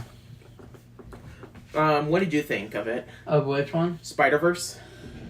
Man, just the animation alone just sends this movie over the top for me. I mean, I'll be shocked if it doesn't win Best Animated If it doesn't, it's rigged. There is one other movie that should be up for me, but we'll get into that later. So, But this movie for me, it's the one that excels this movie over the top. The story, the whatever is great, but the animation just still blows my mind. All right. Great movie. Probably gonna be in my top 5, honestly. Oh, yeah. Year. Easy. All right. Next. Oh yeah, we're in June actually. The next one is The Boogeyman. Boogeyman. Okay. Which was something I thought was going to be cool. It was kind of duller than dishwater, as many of the cliches from supernatural haunted house type movies kind of been the cliches in that one from those kind of movies have kind of been done to death. When you actually see what the Boogeyman looks like, kind of uninspired. There were some cool elements, like the opening scene, like just was like, oh my god. Yeah, exactly. Like it started out with a child death. Yeah. And the worst part, there was a family that came in. Yeah. One of them was like 7 years old, and you just hear this kid crying, and then off camera, you just hear the thing like breaking the kid's neck. Like, what the hell? And I just turned to whoever was with me, and I was like, aren't you glad that you took your family to go see this movie? Referring to the family in the back. Yeah, like, what the hell, bro? I was like, okay, so you bet, like, this is probably a tactic where the parents are like, okay, if you don't listen to me, that's gonna get you. Yeah, exactly. Therapy bills are gonna be up through the roof. Exactly. Other than that, it was largely kind of boring and forgettable. Yeah, I agree. Next, Transformers Rise of the Beast. This was one where it's like, it's better than the Michael Bay movies, and I enjoy the new timeline so far that they're doing. Just, it was just one of those things, like, with, the Fast films or whatever, you're just watching the action sequences, and... Yep. And they're serviceable. It's entertaining enough. It's not 2.5 hours long. It's the perfect length, for these kind of movies. Came in, did its stuff, and it was fun, and it was gone. I enjoyed the Maximals and Predacons or whatever that did make an appearance, because my first exposure to Transformers was Beast Wars, and I thought that was the only one or Transformers were their related thing, until years later I found out that it was just one of the Transformers series. Yeah, for sure. And I did like the G.I. Joe reference at the end of the movie. The next one, The Flash. The Flash. This was one that went through a lot of delays, directors being changed, writers being changed. Eric said Rise of the Beast was just okay. Yeah, Rise of the Beast was definitely just okay. Okay. And I didn't hate it as much as I probably should, but there was someone who actually, maybe I'll say this another day, but there was someone who actually completely rewrote the entire plot of The Flash or whatever, and I thought it was better than the version that we got. Yeah. And it's a shame that this was after some of the changes that's going to go through, and how it kind of went to not necessarily a bomb, though it did bomb at the box office. Like, not necessarily a whimper, but just kind of a kind of ending. Jim Book said the Transformers movies have a special place in my heart because I got to see them, the first 3 with my aunt, Rip Aunt Sherry. Mm-hmm. It's good to have those movies that you have a special connection with somebody. Yeah. Anyway, next one. Next one is No Hard Feelings, which... I don't think I've seen that one. This is one where I kind of cringed at the concept of it, because it essentially, for lack of a better term, does kind of shed a little light into grooming or whatever, so which is kind of... Eric said, I only saw The Flash for Michael Keaton, and I'm pissed they killed him off.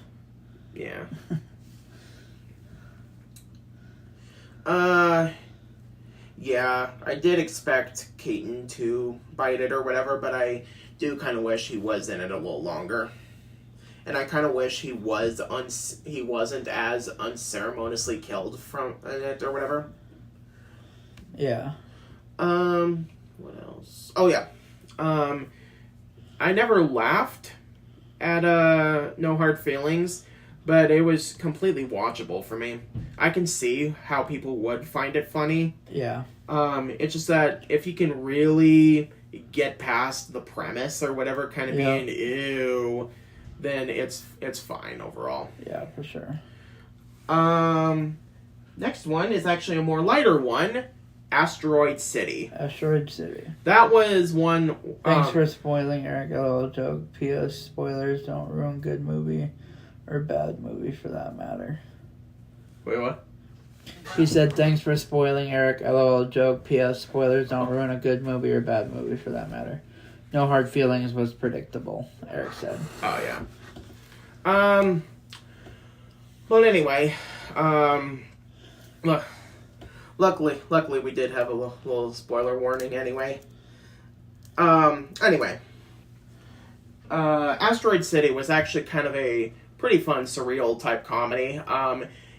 All I can say is that if you can appreciate some dry humor, and know kind of what kind of a director, how Wes Anderson kind of frames his movie, you'll sort of enjoy it. And realistically, it's a pretty star-studded cast. Oh, definitely. I mean, you got Black Widow in there.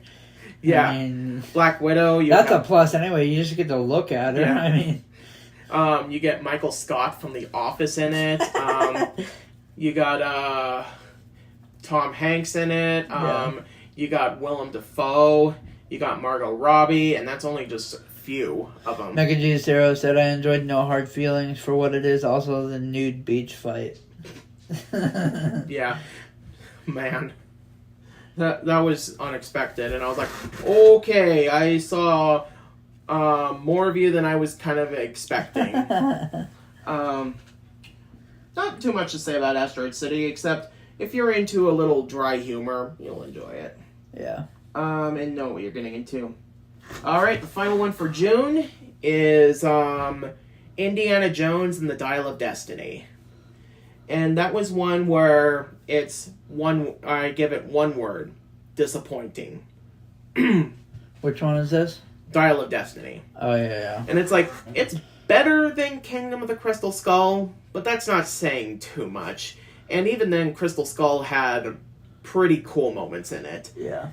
Dial of Destiny is one where I feel it's like I kind of forget the more that I think of it or whatever. Yeah. It still has the basic adventure stuff, but I kind of wish that that they would not go quite as go big or go home or whatever type thing. Like as soon as they started implementing computer effects or whatever, they were trying to get big grand climaxes or whatever. When Junebug says, isn't it interesting that Harrison Ford is 4 years older than the actor who played 93-year-old Indiana Jones in the TV show? I think so. Yeah. I didn't really think Pretty about interesting. Other than that, there was some cool ideas from the original script or whatever that I think should have been implemented a little more. I agree, Eric. Dial of Destiny was disappointing. They were giving up so much hype for Harrison Ford coming back, and it just overall was just meh. It was just disappointing for sure. Not much to say. Oh, and Matt Mikkelsen was actually entertaining. Oh, yeah. But even then, of course, Matt Mikkelsen was the best part. Why do you think Dial of Destiny bombed? I think it bombed because, one, it cost $300 million to make. And I think they were relying on the hype of Harrison Ford coming back. And also, it was coming out around the same time that movies like Insidious was around the door, and Mission Impossible was coming around the corner, and I think it was largely just I think if the movie had a smaller budget, like maybe 100 less, it would have been at least a modest hit. I just think the biggest thing is that it spent way too much money on it. Yeah. Because with $300 with marketing, you literally have to make at least $600 million to break even. Yeah, for sure. So then we come to July. Here we go. Starting with Insidious 5, the Red Door, I think is what it was called. Yeah, Red Door. Insidious Chapter 5. I knew what to expect with even the later Insidious films. I knew I was expecting the jump scares, and oh yeah, Mega G Zero said Sound of Freedom was dominating at that time. Oh yeah, that's the reason why, probably. Oh yeah, I don't want to think about that one. Anyway, let's see. Oh yeah. Insidious. Disney did not learn from John Carter. Do not make a movie that cost $300 million. What they doing? Mm-hmm. It was kind of a revolt against Hollywood at that time. Mm-hmm. Yeah. So Insidious, Chapter 5 was serviceable. Yeah. There were some cool moments in it. Mm-hmm. But again, I kind of wish that they would stop with the jump scares, because jump scares are not scary. They will make you jump, but that's just a natural reaction. I don't feel that I am scared when I see that stuff. Yeah. Like seeing the witch or whatever in The Conjuring on top of the dresser or whatever, that thing still scares me. Yeah, definitely. Then the part with in Sinister, when Ethan Hunt goes up in the attic or whatever and Bughuul pops out or whatever, that still scares me every time. A lot of the jump scares in this Insidious film, it startles you, but it doesn't scare you. Eric says, I hope Insidious The Red Door was better than The Last Key. I didn't like The Last Key. I will say that this one is a little better than Last Key. Last Key was mostly forgettable. Okay. This one, it's better, but not terribly by a lot. And Eric said I didn't see Sound of Freedom. Yeah, from what I've heard from friends, it's not worth it. Yeah. Skin Trade with Dolph Lundgren is better than Sound of Freedom type of story. Is a better Sound of Freedom type of story. Next one. Joyride. Joyride. Okay. Joyride I really enjoyed. Basically, it's about a group of friends, one of which was adopted from China, that basically through a job interview decides to go to is going to go to China to essentially make some sort of a deal with for business partner related stuff, and shenanigans go around. It's nothing too special, but it's basically a story about friendship and how it means to essentially be a friend or friends, especially in Asian cultures or whatever.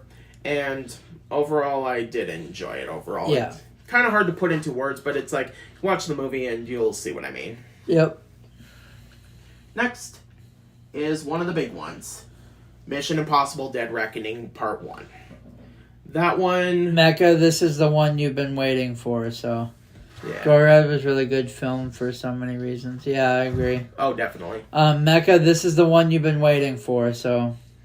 I heard Sound of Freedom is a Christian propaganda movie. It pretty much is. Okay. Alright, so Mission Impossible Dead Reckoning.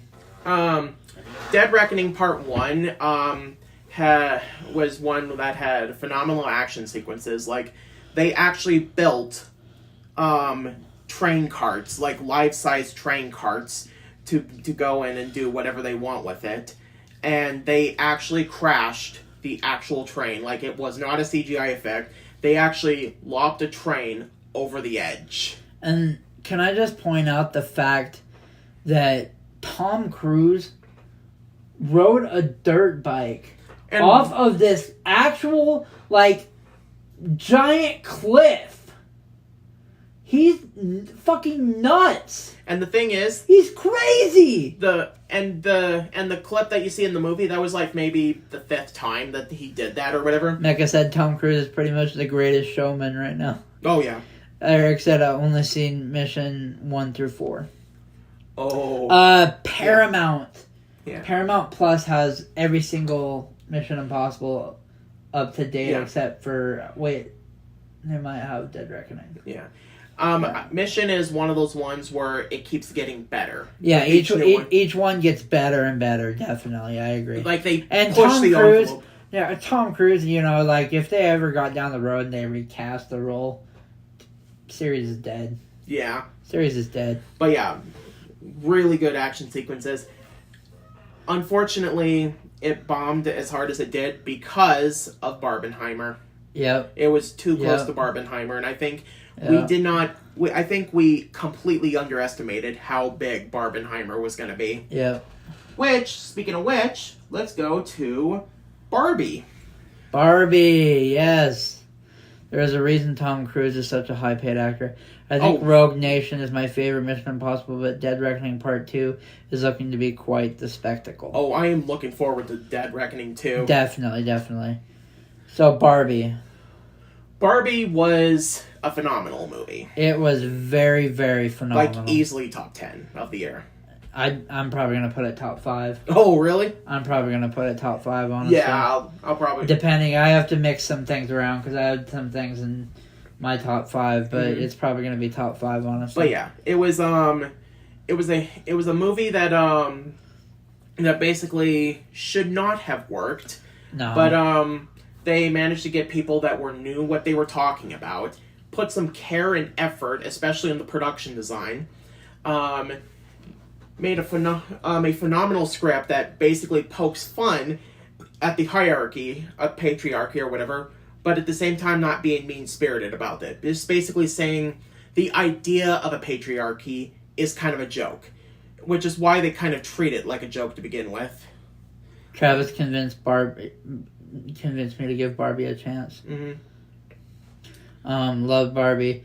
Mega G said, I just watched Barbie earlier. Was fun. Very good production design, and Ryan Gosling is funny. He stole every bit he was on. I'm just Ken. And it's like... Anywhere else I'd be a 10. If that doesn't get an Oscar nomination, it's like no bullshit. Like the sci-fi parodies. Yeah. The 2001 parody was basically enough to sort of set the stage. Yeah. And the thing is, a lesser director would have taken this and literally made it a man bad, woman good type deal. The Matrix red pill, blue pill bit was funny. Yeah. Yes.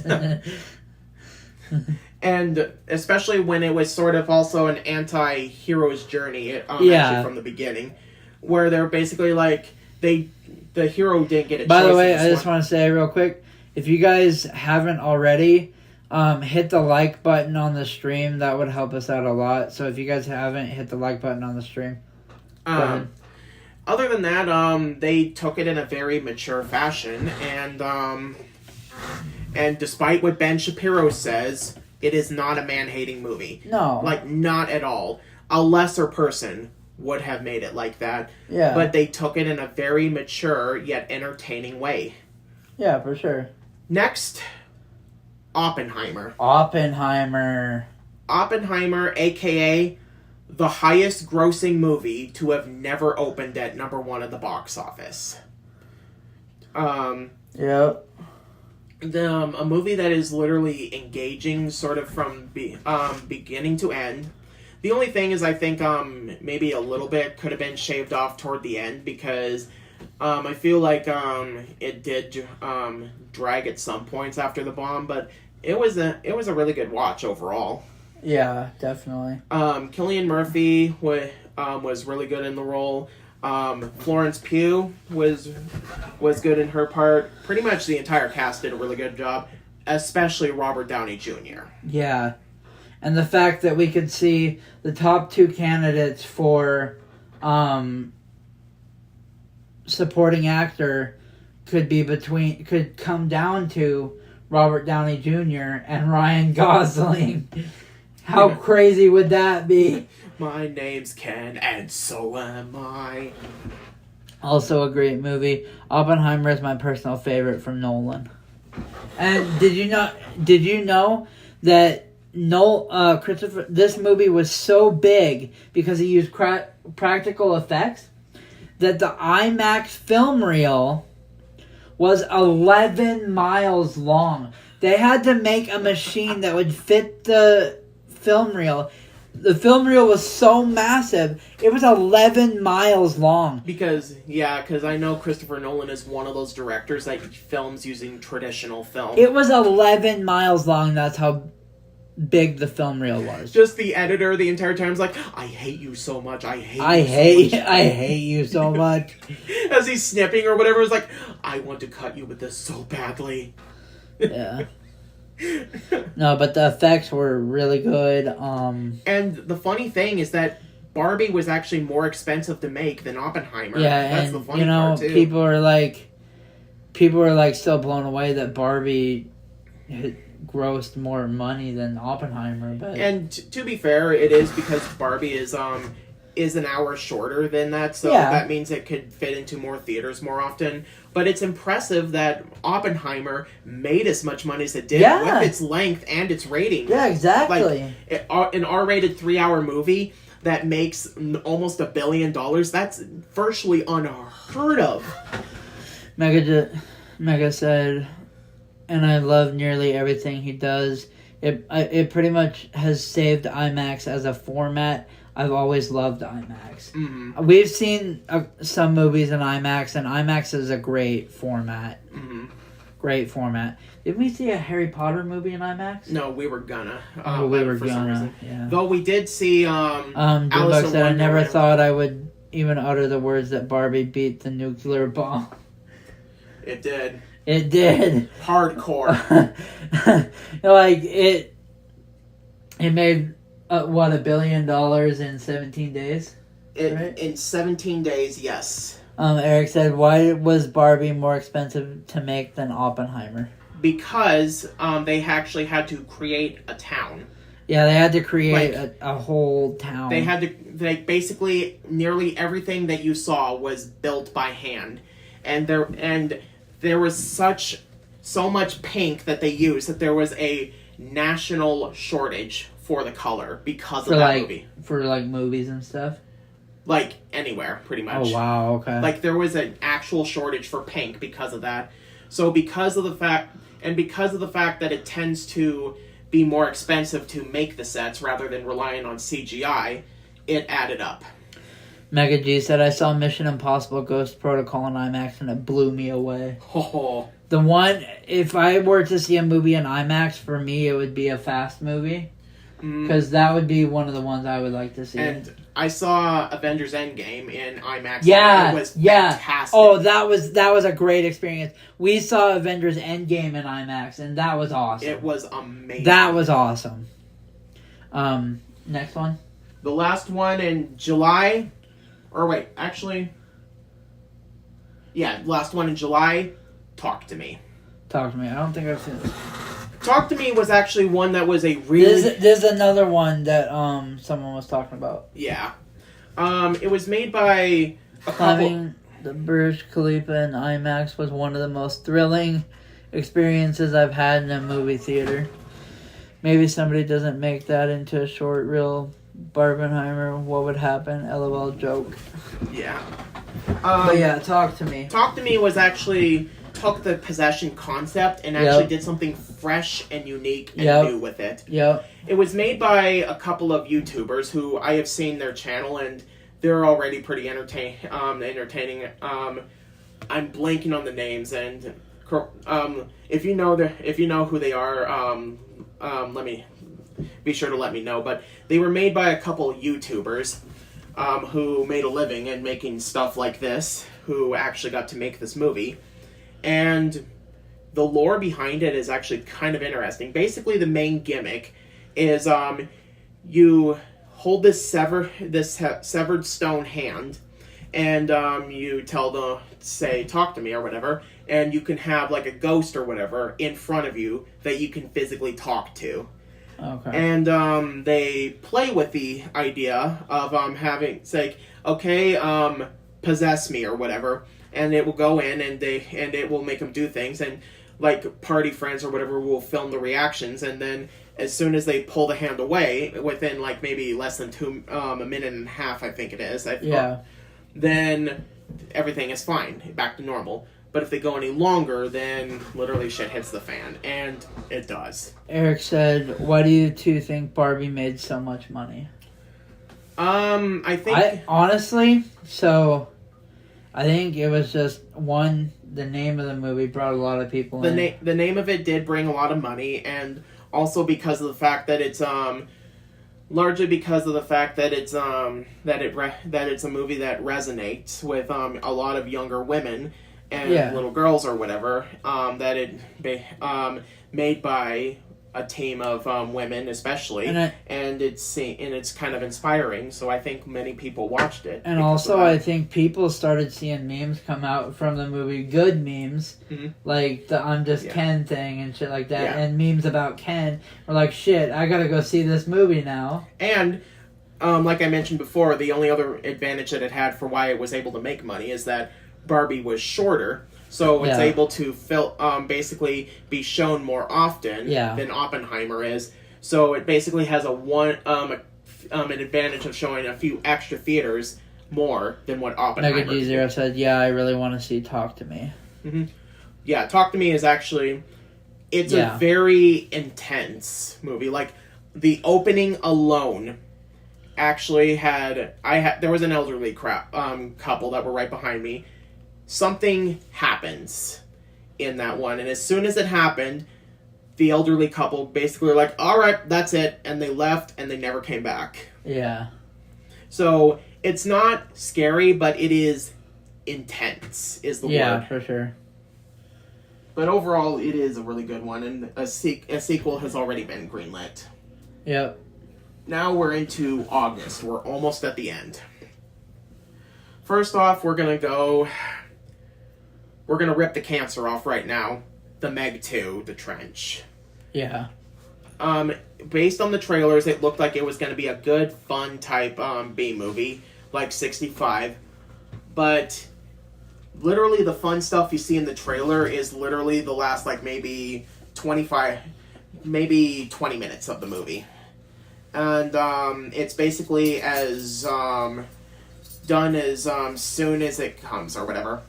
And other than that, it's largely boring. Nothing happens. Nothing's interesting. It's not entertaining. The CGI is good at points, but overall, it's dull, boring, and lifeless. Mega G0 said, did you guys like Smile? That was a really pleasant surprise. Smile was amazing. Smile was amazing, and it'll just in the next month or so be watching, actually September 29th. Mm-hmm. Watch for our video Mecha G0 on September 29th, and you'll get some more information about Smile for sure. So never saw Smile, didn't see the Meg 2. I did see the first Meg. Oh my gosh, thanks for mentioning Smile. It's so unsettling. I heard the Meg 2 sucked hard. It did. The Trench, the book is better. I would imagine the book is better. Yeah. Yeah. But yeah, Eric, I strongly advise you to see Smile if you can. It is completely unsettling. Smile, I believe, is on Paramount. I think that's right. I think Smile's on Paramount. Yeah, Paramount Plus. I never would have thought that the movie would be as fucked up as it was. Smile. Oh, it literally, the wrong person could go in there, and if they're not ready for psychological horrors, it will mess you up badly. Like, take someone who's already on a psychotic break in there and watch that movie. They're going to the mental hospital. I'm not even kidding. As a joke, as people were coming out at around midnight or whatever, I stood by a window and just started smiling in the distance and see if someone noticed me. And as soon as they were like, hey, look over there, and then I would go back and completely gaslight them and just go around ushering. It never happened, but I was planning. It's too bad. Meg 2 trailer was pretty fun. Yeah. That's what's funny is trailers end up being make the movie look And good, and then the movie ends up sucking. And it's not the trailer people's fault, definitely, because their main thing is to make something to sell Yeah. the movie. That's it. Smile really messes with you. Yeah, definitely. Oh yeah. I agree. Next. I'll check it out. Yep. Next one is Teenage Mutant Ninja Turtles Mutant Mayhem. Oh my gosh, I actually really like this movie, and I told Travis once I saw this movie that this movie The only competition. it's the only competition for me right now with animated feature, and it better be up. I swear to God, if it's not up, because it has basically the same animation as Spider-Verse to me, and it's the only competition. It's not gonna win, but I swear if it's not up, I'm gonna be mad. Yeah. I'm gonna I'm gonna have a BF. If this movie's not up for animated feature, I know it's not gonna win, but if it's not up, I'm gonna have a BF. A bitch fit. I swear to God, bro. But Teenage Mutant Ninja Turtles was one that was a pleasant surprise of the year. Oh yeah, definitely. And it's produced by Nick, right? It has Nickelodeon production, and it's produced by Seth Rogen. And Yeah, I saw a couple others. Smile at a bad time. I saw it after me and my little sister got into a squabble. I was totally not in the right mindset. I'm probably going to rewatch it. Definitely give it a rewatch because it's a great movie. I promise you'll like it. Mm-hmm. And if you really like psychological horrors, it's probably one of the better psychological horrors I've seen in a while. Mm-hmm. I like Mutant Mayhem. Yeah, Eric, great minds think alike. Yeah. Anyway, go ahead, Travis. And I was accidentally scrolling through, and I found out that Mr. Beast had a voice cameo. Yeah, Mr. Beast has a voice cameo. It's Yeah, crazy. he was the guy that was like, oh, it's just probably a mask. Oh, it's a real rat. It's a real rat. Now I want to watch it again and see. Yep, that's Mr. Beast. But anyway, It's probably a mask. Oh, it's a real rat. but Jackie Chan really stole the show. Yeah, He's Jackie like, Chan he's was like, awesome. he's like, get back, I'll bite you. Eric, what did you think of Jackie Chan in this movie? What did you think of him? Let's see. Ice Cube was also a really Ice good Cube was awesome. Ice Cube was awesome. a really good Saint Stealer. Yeah, Ice Cube was awesome. Seth Rogen. Seth Rogen as Post Malone. Post Malone was as pretty the- good. as the stingray that Post Malone was sang pretty badly. Rose Byrne, I think, was in Yeah. it. That- Paul Rudd. Paul Rudd was good. They should have got Jet Li as Shredder. Oh yeah. Yeah. However, Shredder has not been officially cast. He's the cast yet. Maybe. Yeah. At least. But he's they already, Teased him. they already are making a sequel. We know that. Yeah. Because it obviously made the money, and they already teased the sequel. Yeah, with it was a sleeper hit. It didn't start big at first, but then it just kept making just He enough. said he was great. It's like, get back. And then, the fly at the... It's like, oh, you're really attractive. It's like, no, she's not! And it's like, oh, I love you too. Stop making out with that thing. What is wrong with you? Anyway. Let's see. Next one. Here we go. Last Voyage of the Demeter. Alright, Eric, this is Last Voyage of the Demeter. This I is did like Mutant Mayhem, but Jackie Chan stole the movie. I agree, Junebug, for sure. I agree with that. now Last Voyage of Demeter is one that I think could have had a cool concept. It's basically taking a chapter from the Captain's Log from Dracula, and essentially making it into basically showing what happened. Yeah. And basically, this is the concept that we had to work with or whatever. This was the movie, and basically it just stayed right here, and it just felt really stretched out is the main problem. I think that this movie could have had a cool thing where it's like, essentially imagine Alien on a boat in the 1800s, and and Dracula is basically the alien, and have some elements of maybe the Thing, and you could have had something cool with it. Junebug says Jackie Chan Splinter solo movie. There was some stuff I liked of Last Voyage of Demeter, Yeah, but overall it was kind of dull after a while. yeah. Then next is gonna be. Why do you two think Last Voyage of the Demeter bombed? It was poorly advertised. Yeah, And I think the advertise they were banking. So the most advertisements I saw were on TikTok, and you can't advertise a movie just on TikTok just because a lot of people are on TikTok. And also, I think it was one of those things where they had no faith in it, so they just shoved it out and hoped for the best. And because there was no actors to promote the movie because of the writer's strike, Exactly. I think that was a major thing, is the whole writer's strike stuff. Exactly. Next, the one that kind of hurts me a little bit, Blue Beetle. Yep. This was one that the movie itself was great. It was a great step in the right direction for DC, which has been hammering anyway. And again, I think it's another one that sort of suffered through the writer's strike.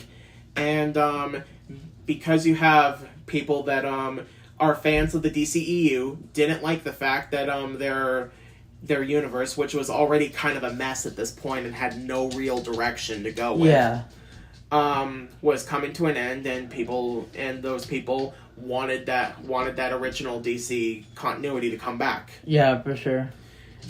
And it's ultimately a shame, and I'm glad that the movie only cost like maybe $100 million, so it doesn't hurt as much. But it's unfortunate because Blue Beetle is actually a really good movie. Yeah. Right down to the fact that the family is actually really likable, and especially George Lopez. I'll say the only weak aspect is that the villain kind of seemed like the typical corporate villain or whatever, that just wants to exploit the Scarab for money, essentially. Yep. But other than that, I would say Blue Beetle is actually worth the watch. Yeah, definitely. Next, Strays. I love this movie. I'm kind of indifferent to Strays, just because I think my only major problem... I'm not loving it just because, like, I'm not saying it's a great movie or anything. I love the comedy of it. I can see where you can enjoy the comedy. Yeah. I think the only issue that I kind of have is that I saw the trailer, and looking at the trailer, I was literally thinking the main humor is just gonna be the dog swear, and that's the only joke.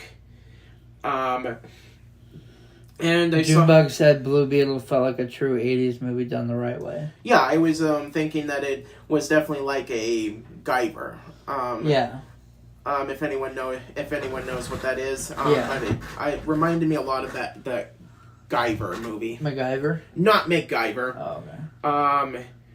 It's a Japanese superhero, okay. kind of Gotcha. like in a suit similar, kind of almost bug themed, but it's Gotcha. Guyver. Anyway, Strays was I expected it to kind of be like this. Let me guess, the only joke is basically the dogs are swearing, and it kind of was. I like the aspects where, again, it's about letting go of abusive relationships or whatever. And I like the fact that it's essentially along the whole thing of thinking, oh, well, it's my fault that I'm being mistreated badly, when it's like, no, it really isn't. Eric said, I thought the setup with the romantic relation between the dogs felt pointless because it went nowhere. Yeah, and at the end, they just ended up having sex Just basically, it's like they build it up or whatever, and the ending is like, and they have sex all the time now. Yeah. Anyway. Junebug says, I love Strays, of course, though I tend to... And I agree with you, Junebug. I love that raunchy sort of comedy, even though I know those movies are bad. I love the raunchy sort of comedies. Yeah, and I do. I usually I usually am hesitant toward raunchy comedies or whatever. Yeah. Because they literally, a lot of the times, they tend to go in that whole thing of, oh, the gross and disgusting thing. But this whatever, one made me laugh more than normal because it's dogs. You know, it's... Yeah. I would say one of the few moments where I thought it was actually kind of funny was when the narrator dog or whatever was being told that nobody cares about what you think. It's like, Yeah, you're right. Nobody cares about what I have to say. And it's like, oh. And then afterwards is like kind of like how my owner is a serial killer and has 3 women buried in his backyard. Oh my god! But no one wants to hear that. And it's like, whoa, hold on. Yeah, exactly right. And it's like, oh my god, he's gonna kill that girl right there. Yeah. Other than that, I felt that Jamie Foxx and Will Ferrell had decent chemistry. They should make a sequel to Strays, but make it about cats. Yeah, that'd be funny. That would be an interesting way to go. Unfortunately, I don't think the studio will go for it because it did bomb. Yeah, if it made money, they could easily do that though. Yeah. Next one is Gran Turismo. Gran Turismo, yeah. Yeah. Oh yeah, I actually have a one. Before we go on, I did have one coworker who literally said that Strays was the worst comedy he's ever seen. I wouldn't say it's the worst comedy ever made, but okay. Yeah. I wouldn't even say it's the worst film of the year. Yeah. But anyway, Gran Turismo. It's a video game adaptation of the game with the same name, but sort of with a twist. It's technically an adaptation, but it's based on an actual event where Gran Turismo players basically would come together to actually get a chance to actually become a race car driver, essentially. Yeah. And unfortunately, unlike Oppenheimer, which some of the things I questioned, I actually looked up and found out that a majority of the stuff they actually got right. Especially one involving poisoning an apple. They did play a little history on that one, but it was largely the same thing. Eric said, why do you think Strays bombed? Strays bombed, I think, because I think it's largely because raunchy comedy is kind of a dead art. Yeah, and it really... Like, humor evolves over time. Yeah. Along with, again, probably the writer's strike had a lot to deal with. Because none of the actors promoted the movie. Yeah. But largely I think it is because of the fact that raunchy comedy is just a dead form of art. Yeah, because there was a place for it, and I think people have gotten sick of it. For sure. Because, like I mentioned before, it's just an easy way to get a laugh. Just throw gross out humor and that's it. For sure. But with Gran Turismo, what I enjoyed about it a little bit is I enjoyed some of the aspects, like how they would have elements from the video game kind of bleed into the reality as they're driving around. Like, a bunch of people will be driving and they will have the little markers or whatever to show what place that you're in. So I thought that was kind of cool. The only thing is that a lot of the stuff that happened in the movie was played around with facts at the point where characters that came in were based on multiple different people, which I get to a degree. But there was one where it's like there was a villain character who was like a snobby rich kid who had all this snobby rich kid cliches or whatever at the point where he painted his car in gold. Yeah. That character never existed. Yeah. It basically, the only issue is that it felt like a cliched underdog type story. For sure. But it's enjoyable for what it is the best way I can put it. All right, September. We're literally at the last leg. So we will go with Equalizer 3. Equalizer 3, okay. Which I enjoyed. I felt that the hero of the story was a little too perfect and kind of on top of everything and didn't really have much of a challenge. Yeah. But overall, it was serviceable for what it was meant to be. Yeah.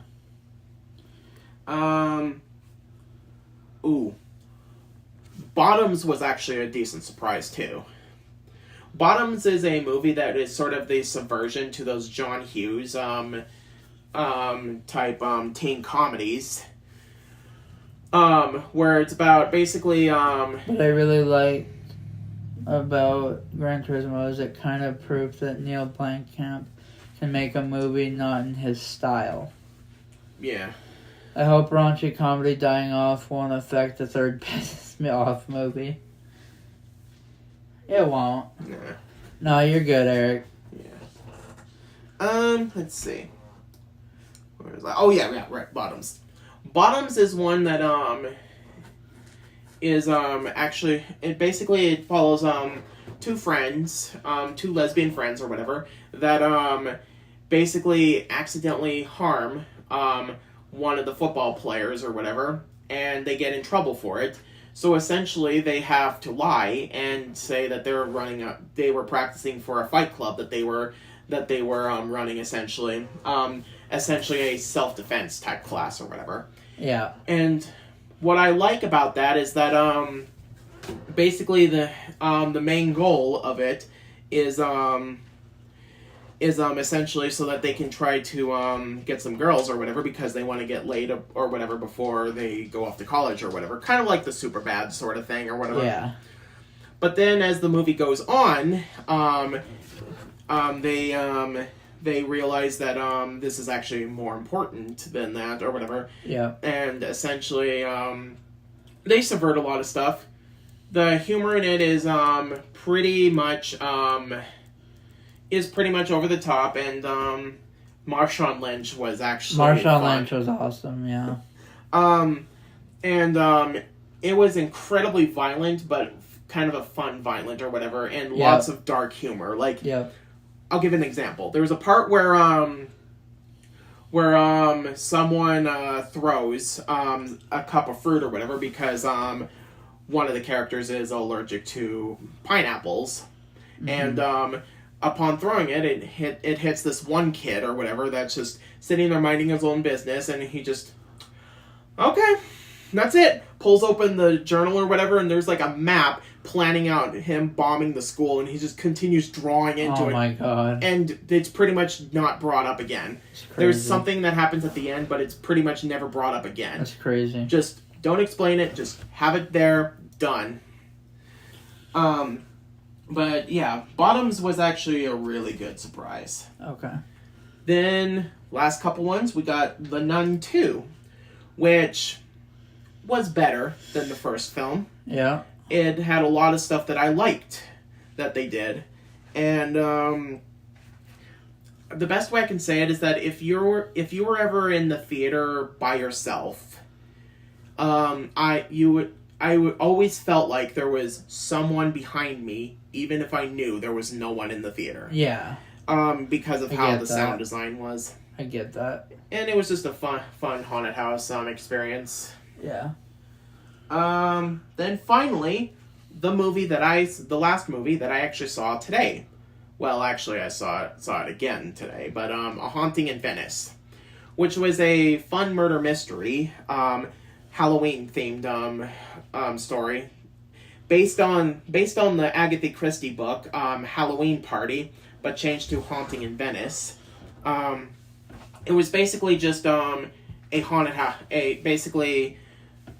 A murder occurred, but basically it's set in such a way where you're not 100% sure if what you're seeing is actually real or supernatural. Yeah.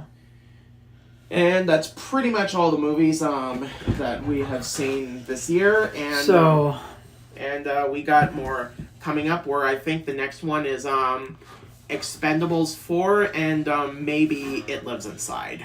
So, for all those you still in here, if you guys like this live stream, do you guys want to see more live streams from us? If so, what would you guys like the live streams to be about?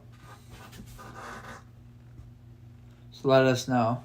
Because I think doing live streams are pretty fun, and we could definitely do this more often. We just need topics on what to do them about. So, Are there any movies that you're kind of excited to see that for the remainder of the year? Oh man,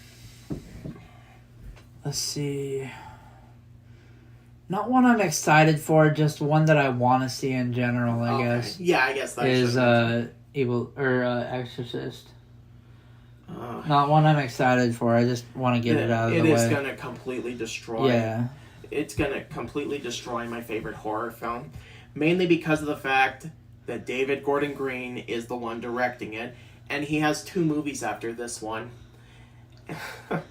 Oscar predictions. Oh, we could do a live video for Oscar predictions when like early Oscar predictions. Mm-hmm. Eric, what live streams would you like to see us do in the future for like topics and stuff like that? Hangout streams? Yeah, we can do hangout streams, like have topics and stuff like that for hangout streams. Yeah. We could definitely do that. For sure. What So about you, Eric? What about you? Do you have any ideas, Eric? I want to get ideas from everybody, so I want to see Killers of the Flower Moon. Yeah. Killers of the Flower Moon, yeah. I'm so excited for that movie. Leonardo DiCaprio is going to be a sick freaking movie. Yeah. Other than that, I think the only other movie that I'm at least sort of looking forward to, because I was really looking forward to doing part 2, but we gotta have to wait for that one. Yeah, I was looking, yeah. But I'm really looking. Thoughts on Saw X? Oh, that's the other one I'm excited for. I'm excited for Saw X, for sure. Let's see. I guess I'm kind of interested in that Hunger Games Yeah. Songbird one or whatever, to see kind of where it goes with that. Other than that, Yeah. I think the only other one that I can think of that I might be interested to see is actually that Wish movie that Disney is doing. Thoughts on Five Nights at Freddy's movie? It's gonna suck. It is. It's gonna suck. It's gonna suck, which sucks because the games are good. The games are actually fucking awesome. Yeah, The mainly. games are awesome. Family Feud style game in a live stream. That could be fun. Ooh, yeah, that's We could a do good a one. Family Feud style game in a live stream. That's a good idea, Junebug. We could do games in live streams with the chat. We could do games with the chat. Yeah. Think of games to do with the chat, like quizzes and stuff like that. You know, quizzes. Right, yeah. We could do that.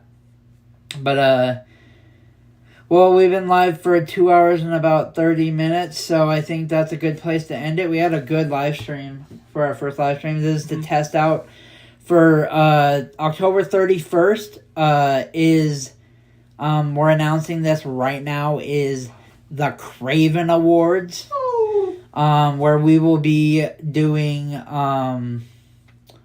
we will be giving out awards for the best of 2022 for horror movies. And we're doing 2022 because there was so many good movies in 2022 for horror movies. It was such a good year for 2022. So be looking out for Halloween. We're doing a live stream on Halloween for it's basically the Wes Craven Awards, but we're calling it the Craven Awards. So be looking out for that. Be looking out for our announcement on September 29th for the nominations on September 29th for what movies are going to be up. Good time, you guys. Had it split for a bit, but I'll rewatch the upload. That was fun. Yeah, we'll be doing this a lot more probably throughout October. Maybe do a couple up leading to October. Maybe in the next week or two, we'll do a couple live streams. Thank you, everybody, for joining. If you like this live stream and you want to see more videos like this live stream, keep in touch with us. Hit that notification bell so you know when we go live. I'm Dylan. And I'm Travis. And we're the 406 Boys.